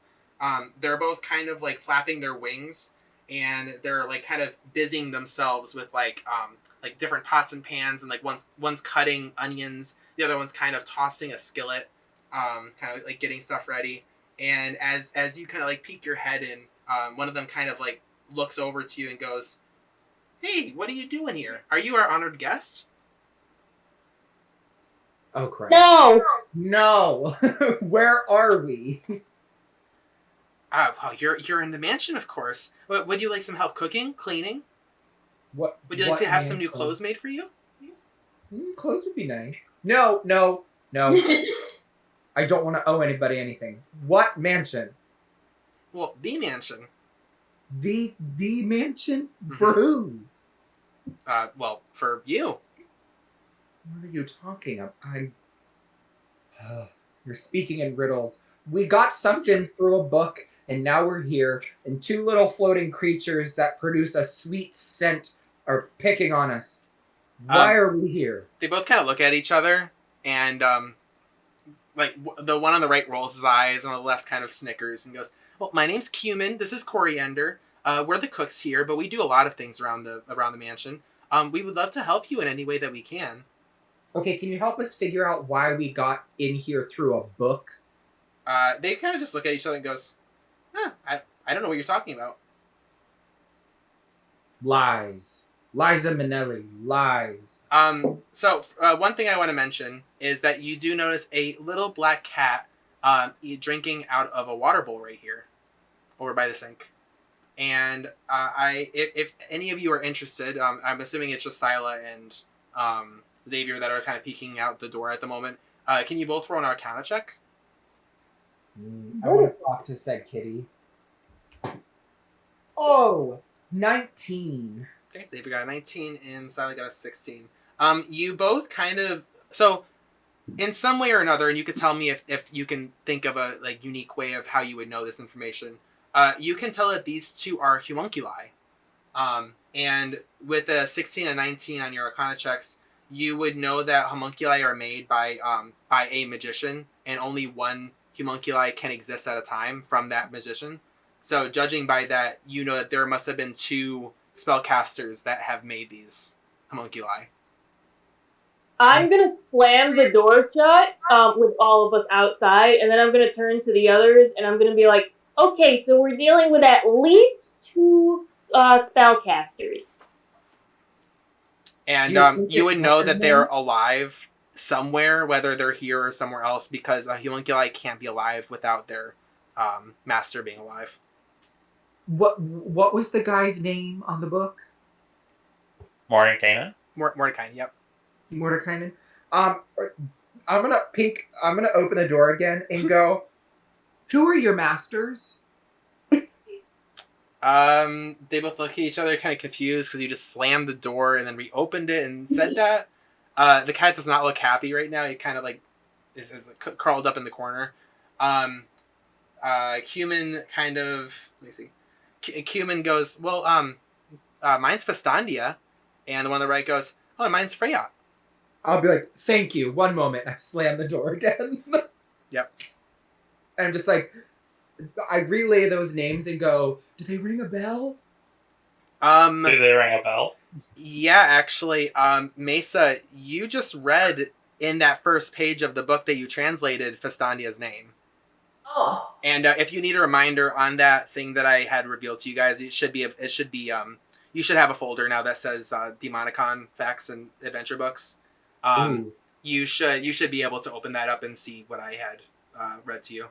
Oh, the joy of extradimensional spaces. Yep. If you open that up, you'll see the page that Mesa had was translated. Donated to the Society of Brilliance with the rest of the chapters by the mage Festandia.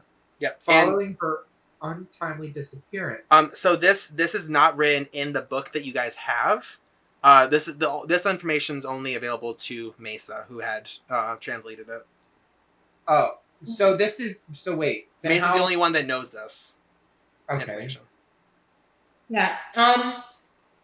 When I hear the name, I'm like, oh yeah, she is the one who gave me the book. Alright, so I don't have any other details. Do we know the stuff that's written here, Matthew? Can we just assume that like she told it to us, and so I'm able to like know this information? Do you tell them? I lie all the time, so no. Then no. Damn it. Well, that'd be extremely helpful. We did know what it said, so. Yep. Only Mesa knows. Well, I did say that Festandia is the one who gave me the book, and I did explain that this was a magic mansion spell. So What's a magic mansion spell? It's supposed. I mean, it's kind of self-explanatory. You make a big mansion, and it's a magnificent mansion, and this one is permanent, apparently. So it should. Again, I was gonna say it should be safe, but apparently there's some mischievous creatures about. Well, I think they're extremely harmless, so I wouldn't worry about that. What I'm worried about right now is being able to gather the information to know whether these sorcerers that we're going to probably face are harmless or not. Yeah, I assume that Festandia could kick our asses if we were to fight her. I don't know if she's the type, though. Just for clarification, the Magnificent Mansion spell can be learned by bards and wizards, so you would be the only one that would know of this spell, Macer. Awesome. Does the name Festandia sound familiar? No, not to you. Nope. Okay. Which would that honestly would ring a bell for you, like in a sense, like not ring a bell, but like it would be odd to you that it didn't, that it wasn't something you've heard of. Yeah, she gave me the book before she disappeared. Forever, I guess. Lies a minute. Mm-hmm. Who is this Liza that you keep speaking of? It's a joke. This is when I wish I didn't use my third spell slot, because then I'd cast Zone of Truth, and I'd get the answers I seek. Do you guys need help out there? No, thank you. I'm gonna open the door and go, should we be worried? About what? Of your masters. Are they nice? Well, they're not home. Where are they? I don't know. Well, then who are you making food for? For you. How did you know we were coming? We didn't. But you're honored guests, so we wanna help. When did you start making food? Oh, just a little bit ago. Maybe a couple minutes ago. Do we owe you something if we eat the food? Are we bound here forever for No. stuff? We're here to help. We're here to serve. Can you make ice cream? Like, can you mix it like they do at Cold Stone? I don't know I don't think we have a Cold Stone here, so I don't know if we can mix ice cream. I'll figure it out. How about that? Thanks. Can I really I appreciate have it. Yeah. a delicious roasted duck with stuffing? I could see if we have any duck and stuffing in the back. Just hold on 1 second. And Cumin goes into the door back here. Coriander just smiles and waits. I'm just gonna go to Craner. I'm just gonna say, you know what? Just tell him, surprise us. Whatever you're making, I'm sure will be delicious. And Of I'm gonna course. go sit at the dining room table because I'm starving. Yeah, we'll be up right on about half an hour. How about that? Oh, okay, fine then. I'll go back. We've been eating like ground up mushrooms for the last several days. So. Which is why I'm saying I'm probably gonna take their food because at this point, it smells so good. I'm drooling, and a drooling dragon does not look good. Okay, Yes. but you've also shat your pants, so I feel like it doesn't look worse than that. Oh, I don't think we should eat food in a enchanted castle. Coriander, do you Yes? guys have a bath that I can use and possibly a change of clothes? I don't think we. Let me think for a second. Bath. You would think we would have a bath here. I'm not sure. No, I don't think we have a bath. I'm sorry. Wait, there is a bedroom though. We haven't been in there, but maybe there's a bath. Oh, where's that? Oh, it's upstairs. Okay. Upstairs in which way? Upstairs and Because I'm trying to not go in every single room. upstairs and to the right. All right. Well, thank you. We'll be back shortly for dinner. Thank you. And I just gently close the door this time. 30 minutes. Remember. Yes, thank you. Clink. Okay, I think we're safe to eat the food here and maybe even sleep here. I like it's fine. It's cool. We're good.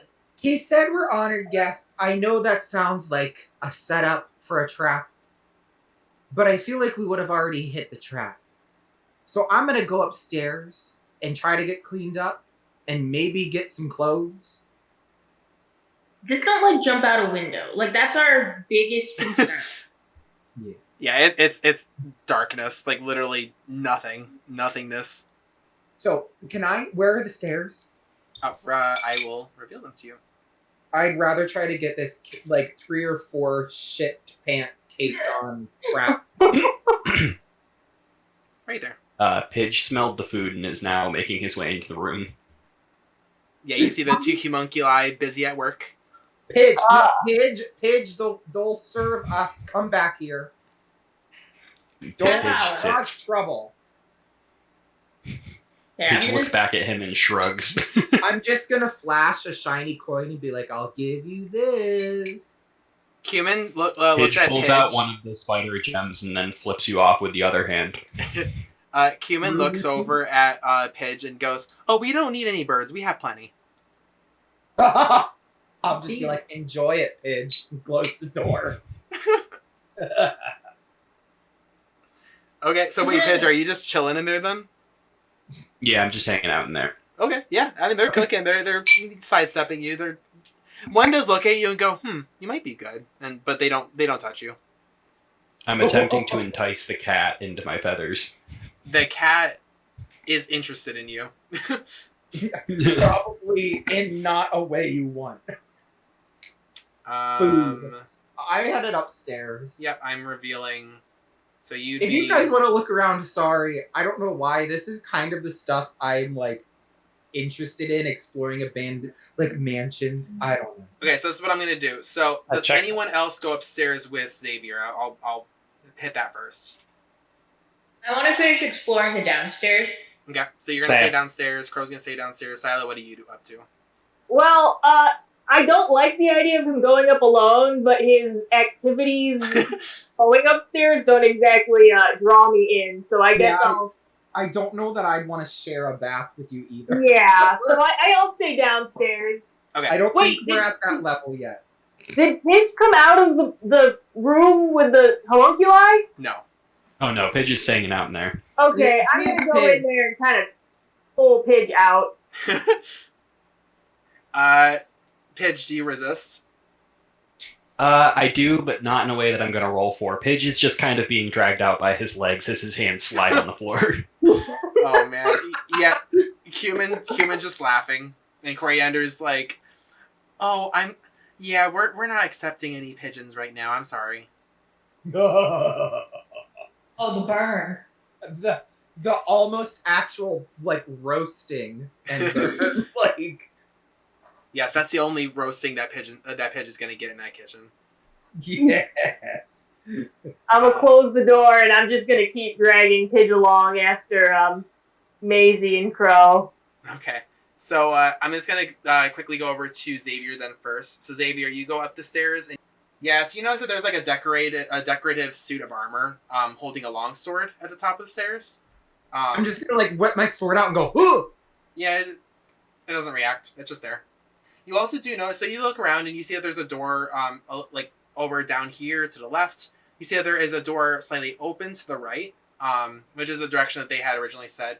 And you also notice that above you, above you, you do notice there's a trap door leading up, into what you would assume to be the attic. Well, I'm gonna go to the bedroom to the right. Okay, so you head to the right. So as you go down, you notice that there is another door that's slightly ajar that goes farther, and then there is a door that goes down, and it is closed. I'm gonna go to the closed door and open it. Excuse me, that was a hiccup. So inside you see each corner of this pleasant parlor has a scarlet armchair and a reading table piled high with books. A cheery fire burns in the fireplace. There's a pair of swords sitting in a rack above the fireplace, and the heads of various animals are mounted on the walls. Ooh. I'm gonna remember this place because of the books, and I'm gonna go to. Actually, no. I'm gonna go in. Okay. I'm gonna look around for any books that seem of interest. Are you just kind of looking around? Are you moving stuff around to look under piles? I'm doing a thorough dig. Okay. I'm very intrigued. Yeah, so as you're kind of looking through the books to kind of see what's interesting. Well, first I'll let you go ahead and roll a investigation check. 17. So you're looking through the books. Nothing really stands out to you for a while, but on the leftmost table, you do notice that there is a book that kind of stands out from all the others. There is nothing on the front cover, but on the binding of the book, you see a gilded letter Y on the the binding, on the A outside gilded binding. letter 1. Y, capital Y. Yep. Oh, letter 1. Wow. Yes, the letter 1. Sponsored by the letter 1. Oh my word. And Kind of Sesame Street knockoff did you watch? Yes. Oh, I'm gonna pick it up. As Jesus. you pick up this book and look at it, you hear a clattering, and you look over at the furnace at the fireplace, and the two swords leap into the air. Oh shit. So I'm just we'll, gonna yell. Yeah, we'll deal with that in a moment. We're gonna return back to the lower part. So the rest of you, what are you up to? Pidge is just reluctantly This following door. at this point. Yeah. Okay, I'm you're guessing going. roll. Is there anything in this room? Yep, I will reveal that for you guys. All right, so in here you see the entire far wall of this room is a floor-to-ceiling bookshelf Even more books are resting on several large scarlet armchairs and small wooden tables. There seems to be several paintings on the walls, and there is a fluffy black cat curled up on one of the chairs. You do notice that there is 3 paintings hanging on the walls. One is a landscape scene with a large green dragon emerging from a grove of pine trees. Another one is a study of a Pegasus in flight. And the third is a portrait of a unicorn in a wooded glade. I feel like they're important. Pidge pushes past and makes his way immediately over to the cat.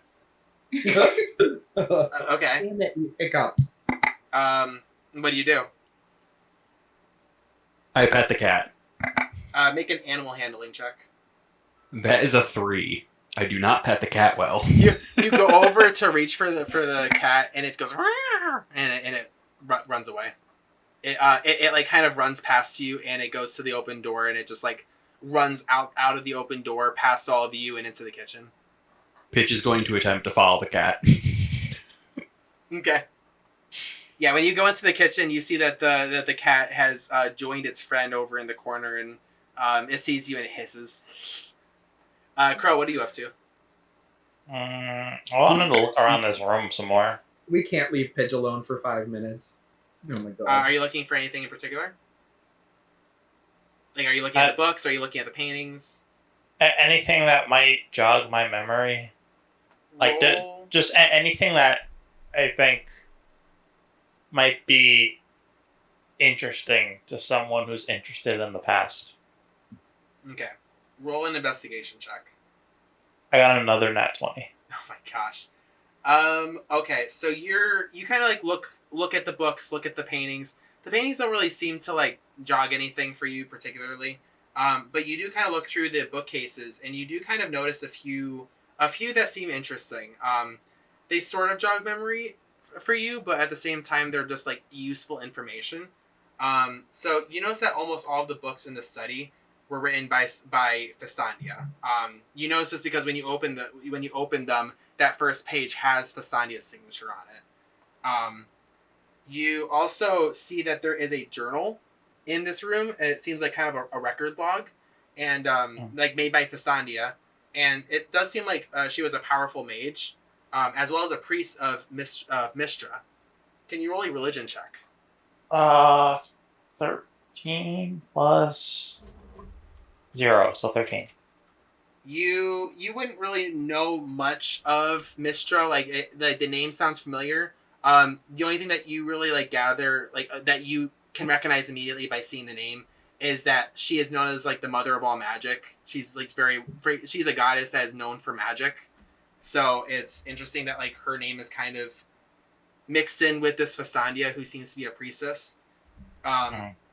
You also notice that she seems to like in the record logs, she seems to have made like deals and like put service for Mistra, and like to like give her power, give her knowledge. And in exchange, Fasandia has made several remarks of the fact that she's actually learned a lot about this permanent extra-dimensional mansion that Mordekainen had created. And it seems as though it's been like one of her goals to learn about it. But Mordekainen didn't seem to want to give her that knowledge. So instead, she's been kind of earning the favor of her mistress to basically learn about it herself.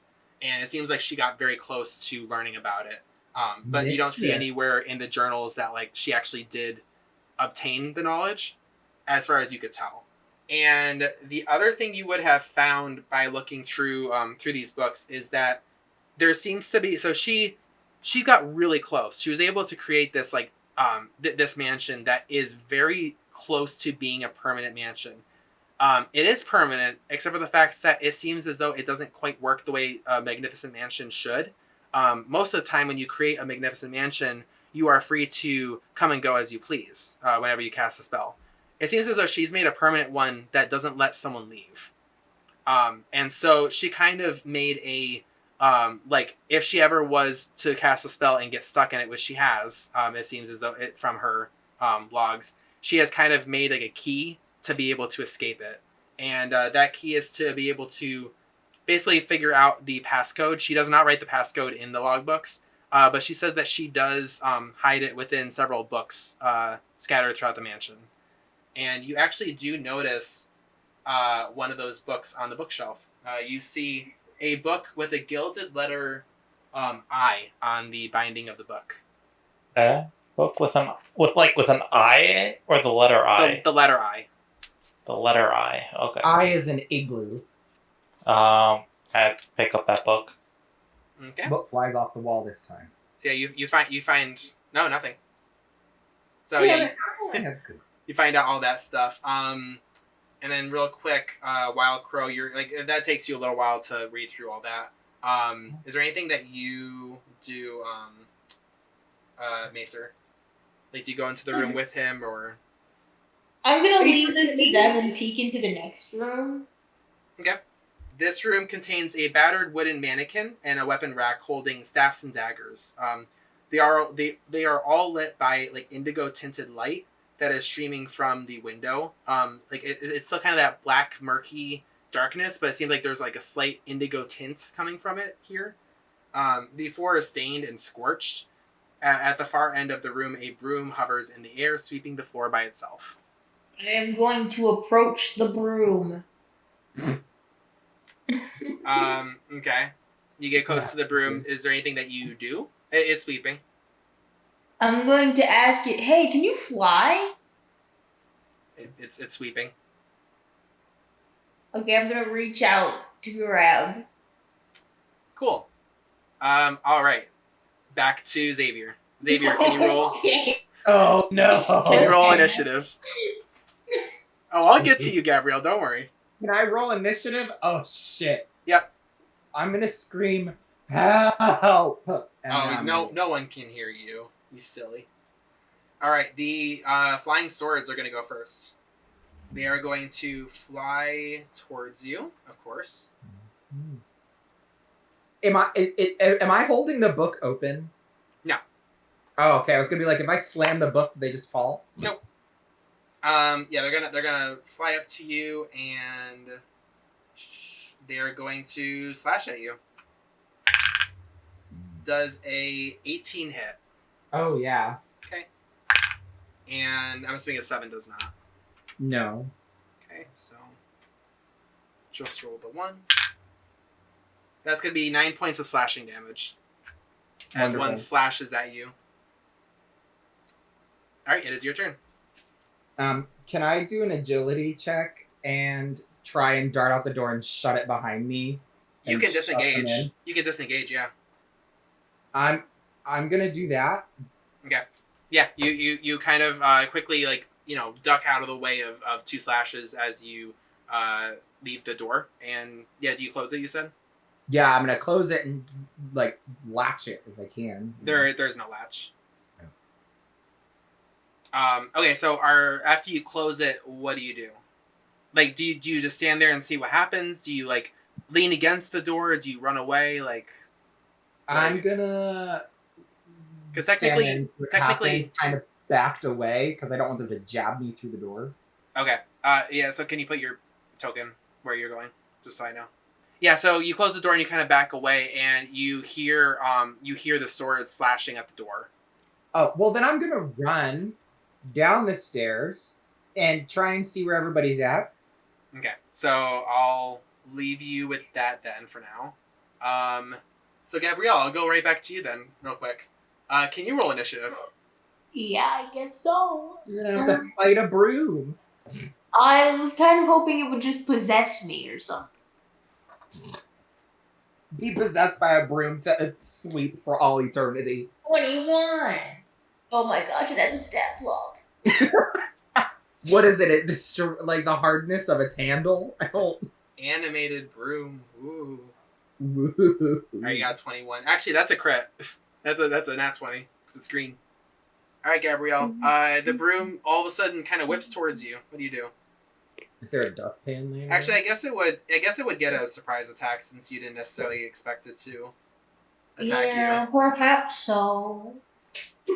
So what do you do? Then you'll find me dead and a broom just sweeping around me. Yeah, so it's going to make 2 broomstick attacks at you. It's gonna beat you. Does a 16 hit? Yeah. Oh, and nat 20. No. Now you get beat to death by a broom. Oh my gosh, I rolled well too. What the heck? No.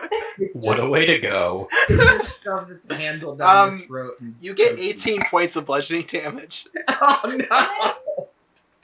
Oh my gosh. What is he doing? Like, I just imagine this broom handle slapping her across the face. Okay, with that surprise round Tell me that done. number again, please. 18? Oh, it really did just knock me out. Did it really?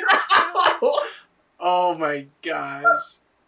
it's in one really hard hit with the end of the broom. So you reach over to like kind of grab it, and then it like whirls around and it slaps you in the back and slaps you and like knocks you in the head and you just fall. Oh my gosh. Well, Does it look like it was supposed to have? Was it like turning around to greet her and accidentally knock her unconscious, or is this malicious? you know, no one can tell because she was the only one in the room. So no one can tell. Yeah. So Xavier, you run down the stairs, and Sila and Pidge, I'm assuming are you chilling in the kitchen? Are you trying to grab Pidge again to leave the room? I realized I was muted when I said it, but I followed Pigeon to drag him out. Okay. Oh. And I'm assuming you don't really like. You're the babysitter now. Yeah. And I'm assuming you don't really fight too much again, Pidge. No. Okay. I just don't want him to like be turned into an appetizer. Yeah. I So feel like Pidge's persona is Gurr from yeah. Bigger Dim. Yeah. So Sila, you're kind of pulling Pidge by the feet again, and as you pull him out, that's when Xavier kind of runs down the stairs. I'm just gonna be like, swords, floating, book with a Y, shove it in their face, attack. What the fuck? Wait, did you manage to unshit your pants before you were? I'm asking OOC, not Asila. My pants are clean. I didn't do anything this time. Luckily, just there's a library up there. I looked around. I found this book with a Y on it, and the swords on the wall started to attack me, and I got the hell out of there. Oh no, I don't know where everyone else went either. I knew we couldn't trust this place. Crow, I think around this time you would be done, and you probably would hear the ruckus happening outside. I don't know, you like just stay in the room or. Oh no, I go to it. I'm sorry, I was muted. That's okay. I probably am gonna notice Crow holding the book, and I'm gonna be like, "What happened to you? Did anything attack you?" Oh. What? Fuck me. Always me. Mazer, I'm just gonna, like, sit on the bottom step. Mazer, can you roll a death save for me? No, I don't shit myself. Alright. That is a success. Alright, I'll take it. So yeah, Xavier, you sit on the stairs. Yeah, what are you guys doing? I'm gonna be like, Crow, what does your book have on it? I. Mine has a Y. What do they mean? Yeah.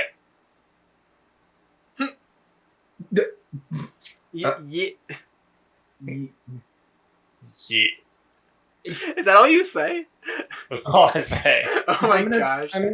Do the books, I assume the books look very similar, like Yes. the only difference is the gold lettering. They look exactly the same except for the letters. Do you think there's more? Yeah. Yeah. Are you having a malfunction? No. Or do we need to... Yes, they are similar. They probably do something together. I'm gonna like put mine up to his while like wincing. Does anything happen? Nope. Probably more, Dumbo.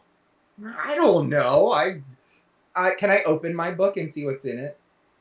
It is blank. There's no words in it. Just blank pages. Macer, can you roll another death save? Alright, slowly but 2 surely. successes, and for just for you to know, the broom is just sweeping around you. It just lifts you up a little bit and puts dust under your back. So yeah, nothing happens when you put the books together, and yeah, when you open it, there doesn't seem to be anything written.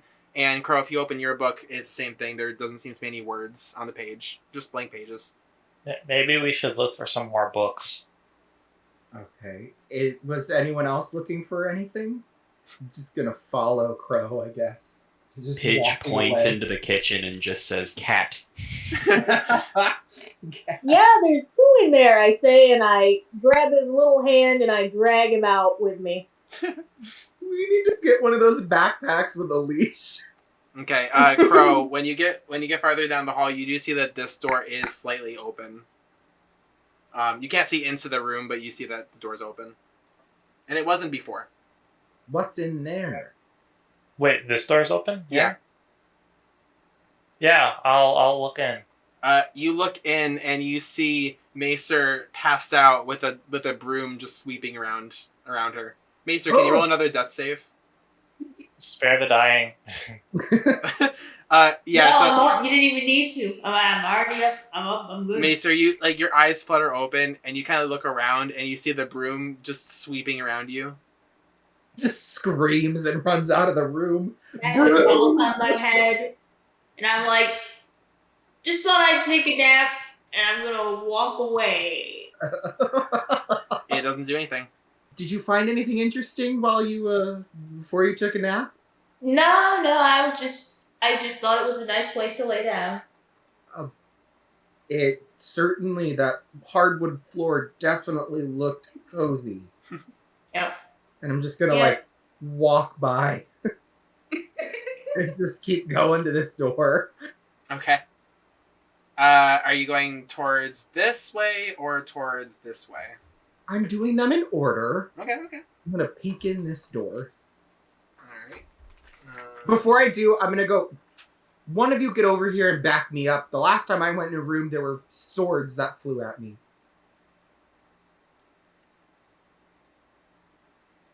No? Okay, fine. I'll just open the door. I'll come with you.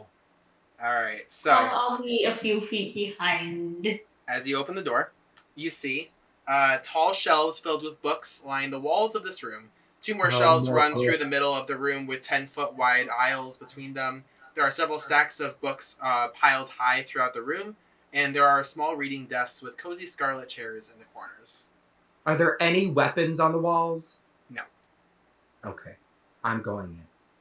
I think we should all take a section and look for books that look like the one me and Crow have that have a gold foiled letter on it. They'll be blank inside. I will say, just like a cursory look around, there is a lot of books, obviously. There's also some like writing utensils and stuff like that. One thing that does kind of catch your eye immediately, though, at one of the writing desks, the one to the upper left over here, has a jeweled letter opener on the desk. I'm gonna run and take it really before nice. anyone can see. Okay. Be like, I finally get something nice for myself. If you pocket that, it's worth 20 gold, so you can insta cash that. And the pile of books next to you Ooh. animates. Oh God! They start to like twirl in the air and like start to like hit you a bunch of times. I'm gonna keep your initiative the same, but can everyone that hasn't rolled an initiative roll initiative? So I'll keep your nat 20 the same as well. This sucks because I'm getting slapped with pages, so I'm getting tiny little paper cuts all across my face. Yeah, you're gonna get a surprise round from that. Like not you, the books. Well, it's going to like hit you a bunch. By the way, this attack is called Book Club, so that's fun. Alright, does a 9 hit? Oh wait, No, wait. Does a 17 hit? Yes, by 1. Okay, so it's gonna Book Club you. It's probably a boring book club too. Okay, it's gonna I didn't deal. sign up for this. 3 bludgeoning. Yeah, 3 bludgeoning Oh, not too bad. on you. Yep. Okay, now Macer, you can go. So Macer, you kind of I don't know if you walked into the room yet or not. Thus, I want you guys to have your tokens where they are most of the time. But you would have heard like Xavier like exclaim and like pages turning. Okay. I am going to be like, oh, we should run. Like if as long as Xavier can get conscious, we should just run until it stops being mad. I think that will work. Okay, so you're just gonna not go in the room. You're just gonna kind of stay away. Yep, I am in the hall. Okay. Sila. Yeah, and I'm gonna do the same thing. So you're just kind of waiting in the hall for everyone to get out. Mm-hmm. Y'all are mean to me. Why? What did I do to you? Pidge. Shit your pants. Ah! Pidge, Fighting that Wendigo, you did just watch for a little while, so you know. Watch the whole thing. Literally, he did not do anything. I couldn't do anything. Nah. Pidge, what are you doing? Is there a cat in the room? No. Then gonna hang back. Fuck you all. Oh, I love this. Off. Alright, the animated books are gonna make another book club attack. Damn it, I can't even move. It's just a 5, so it misses. Next up is... Me. Yep, Xavier. I'm gonna use my breath weapon and zap the books. Okay. It's Dex save. It nat 1, so yeah, go ahead and do damage. Woo woo. Okay. 6, so you got 12 damage then, because I critted it. Yeah, you kind of do this this like electric lightning kind of spews from your mouth, and it like burns and like cinders some of the books that's in the pile. So it's a smaller pile now, but it's still active. Okay, so that's your turn. Crow. Does the fight look like it's going south? No. Alright, in that case, I'm just gonna leave him alone. Okay. Just out of curiosity, so I don't like waste too much time. Are none of you gonna go in unless something drastic happens? No, they're probably gonna walk down the hall and go to dinner. Basically. You know what? I'll go in the room and I'll look around to see if I see another book that's similar to the 2 that we found. I love the fact Crow's just perusing the aisles and I'm back here just joined in a book club I didn't sign up for. Okay. I'm not touching anything. I'm just looking around to see visibly if I see anything. Yeah. What's your passive perception again?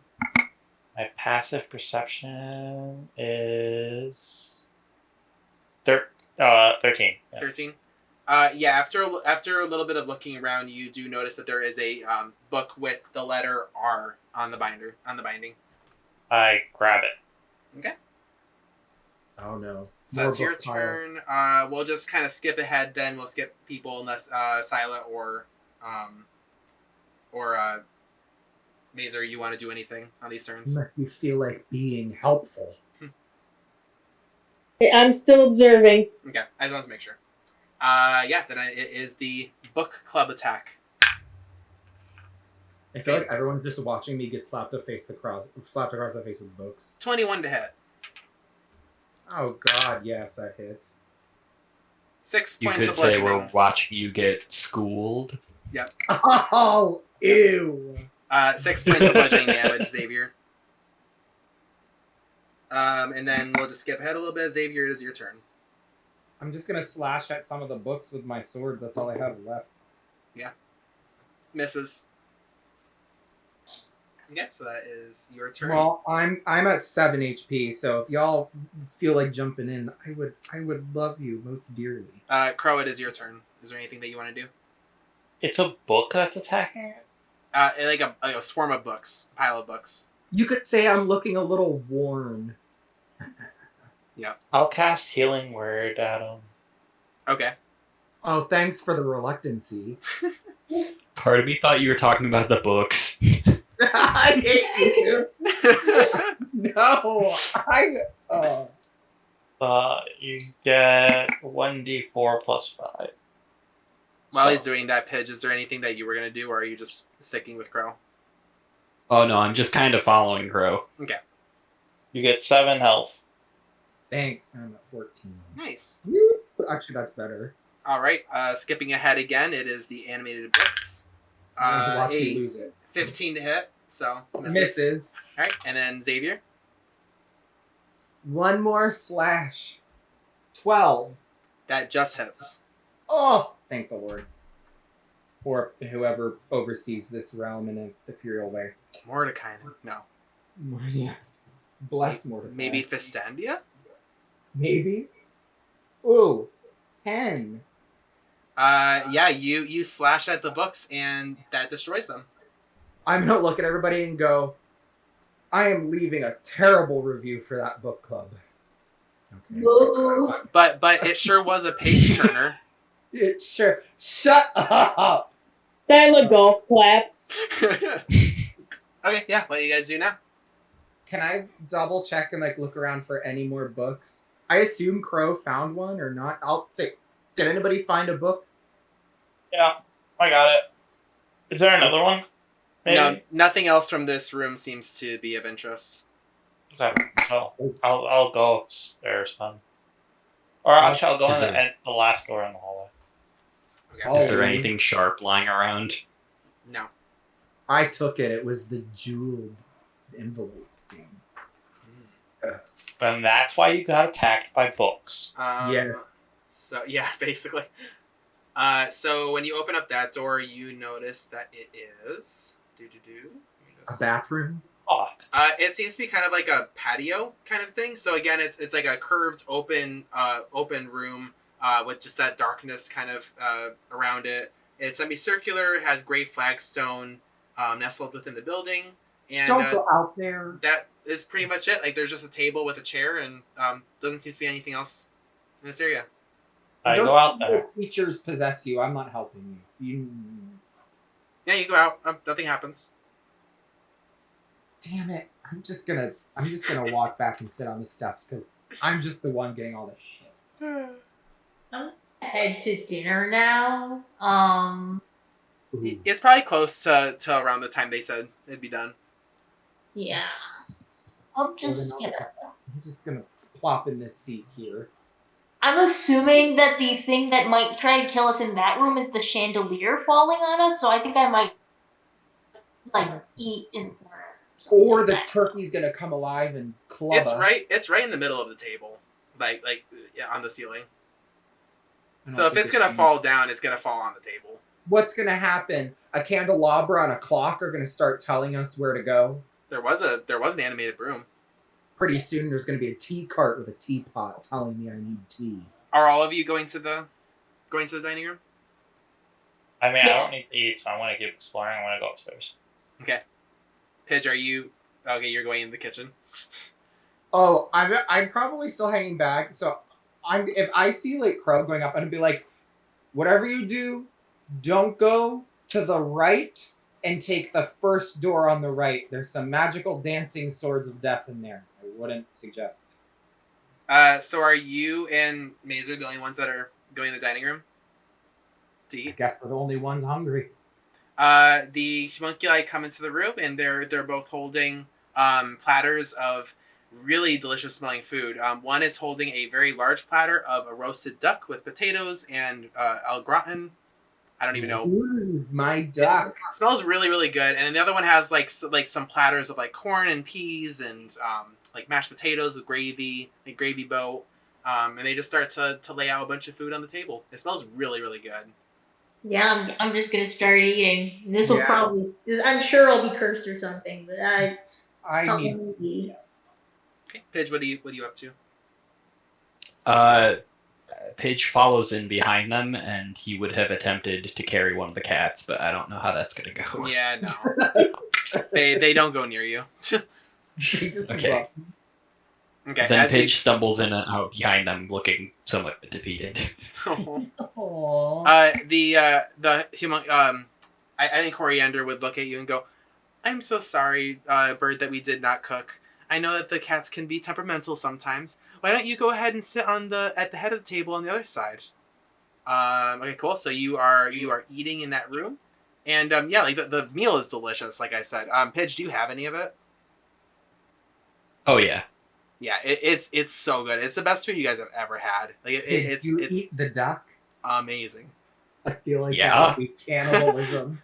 Oh in gosh, in a bad way. You just see Pidge tearing into the grease. And I'm just gonna be like, oh, Um, remind me not to piss him off.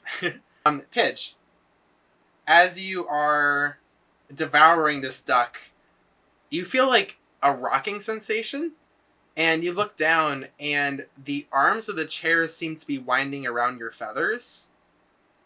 And we're going to go into combat again, as there is a mimic for the chair. Oh no.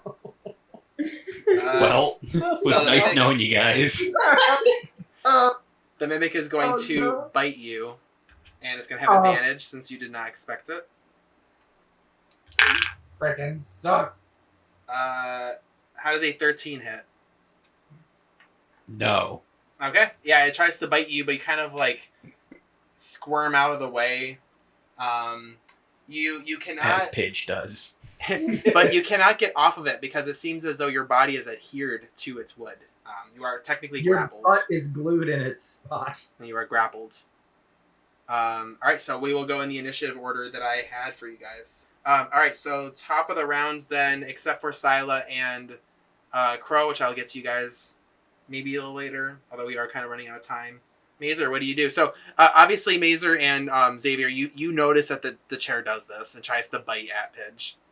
Hey, Pig, if you drop any of that food, I'm gonna be pissed at you. Oh, and for the record, the homunculi are very startled by this. Like they did not know that this was gonna happen. Okay, I will jump to Pidge's defense. It's not like this is You when I was getting beat up by a book club. I'm going to viciously mock that chair and be like, I knew you were the mimic. You suck at being a chair. Oh my gosh. No one would believe you're a chair. It got You a look like 16. It got a 15. 16. It knew I was bluffing. Yeah. I did not know. Yep. Oh, no. Alright, is that your turn? Yep. Has anyone seen What We Do in the Shadows, the No. movie? I've seen one of them. There's a vampire that sucks at shapeshifting, and it's always his face on whatever animal it is. Oh no. That's just what I was picturing with the chair. The chair just has like very obvious mimic fangs. Yeah. Pidge, it is your turn. I guess I'm trying to get out of the chair. Why don't you go ahead and make a strength saving throw? I'm completely unaware of all of this, right? Yeah. Okay. Yeah, you and Scylla are. I might have to just return to what you guys are doing next time we play, because I'm assuming this fight will go to the end. I got a 12. 12. Yeah, you're still stuck. So yeah, on your turn, you're kind of just trying to like get your arms free from the chair, and yeah, you're stuck. You can't do anything. I try to make eye contact with one of the homunculi, and I just repeat, "Why don't you sit at the head of the table?" They feel so bad. Xavier, it's your turn. I'm just gonna try and whip out my crossbow and shoot the mimic in the top of the chair. Yep. Because I doubt Pidge is tall enough to really reach up all the way to the back of the chair. Mm-hmm. Oh god, this could go really well or go really bad like that other time. 13. That hits. Yeah, because it'd be the crossbow, so it would have been 15, 16, 17. It would have been an 18. Oh, that hits. 8. Okay. You do some damage. The chair looks chipped. Yeah, it's 3 piercing. I don't know if that makes a difference. No. Okay. Alright, so that is your turn. Next up is the mimic. Alright, what is the mimic gonna do? It's gonna bite Crow again. It's gonna have advantage because you're grappled. He's got Pidge. some crazy range. Nat 20. So that's Just gonna bites be Pidge's head off. Oh. Please don't eat my ass. that's gonna be 21 points of piercing and acid damage.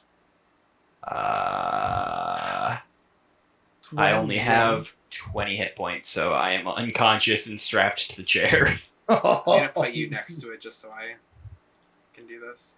Yep, you are unconscious and strapped to it. All right, top of the round. Mazer.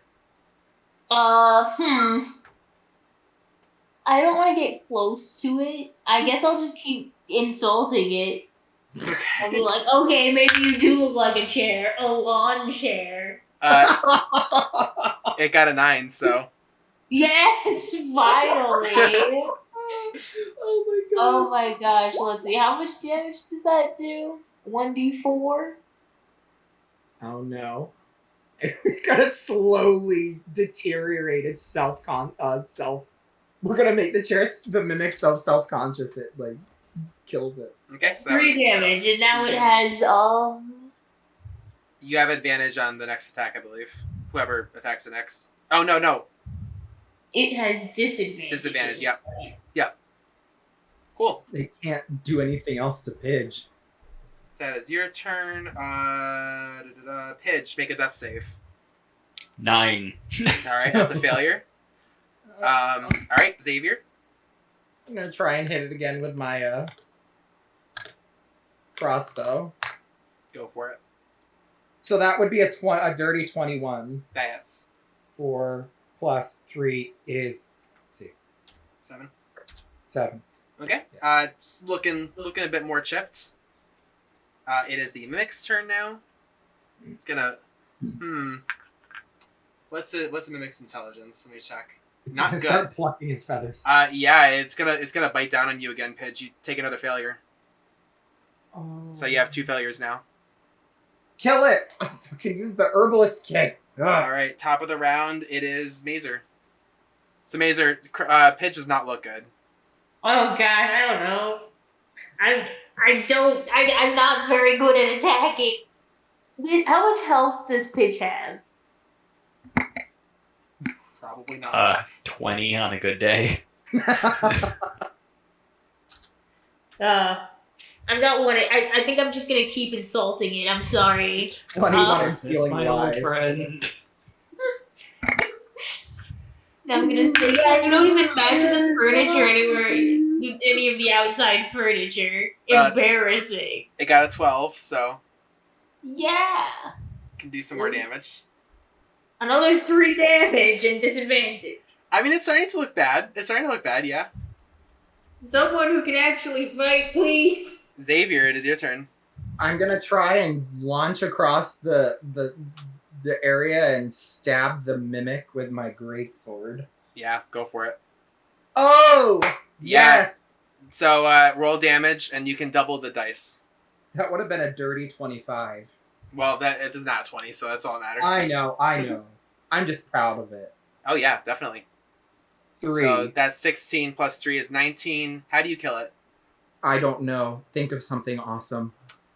Maybe you just like run across the table and you kind of like kick away food and silverware as you go. So you don't care. You're just like running up to this chair and you kind of like grab your sword. You like, throw your crossbow off to the side for now because you just want to get access to your sword immediately. And you like pull it out of the sheath and just stab at like right above Pidge's head because he's kind of drooped right now. You just stab right above Pidge's head into the like head of the mouth of this chair. And you just hear it gag and splinter, and it falls prone, or it falls dead.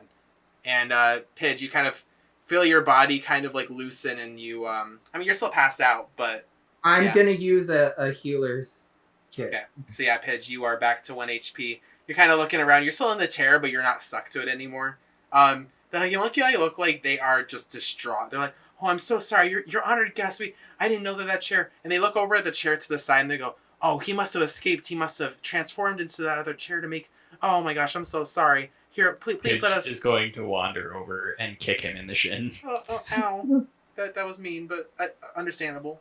I'm gonna I'm gonna turn to him and go, "I'm so sorry about your beautiful place setting. I just really needed to save him. Can I help you at all?" Like, No, it's okay. We'll clean this up. I'm so sorry. I'll They're get down bowing. off the table. They're bowing. Yeah, they're bowing. And I think that's where we will end tonight's session.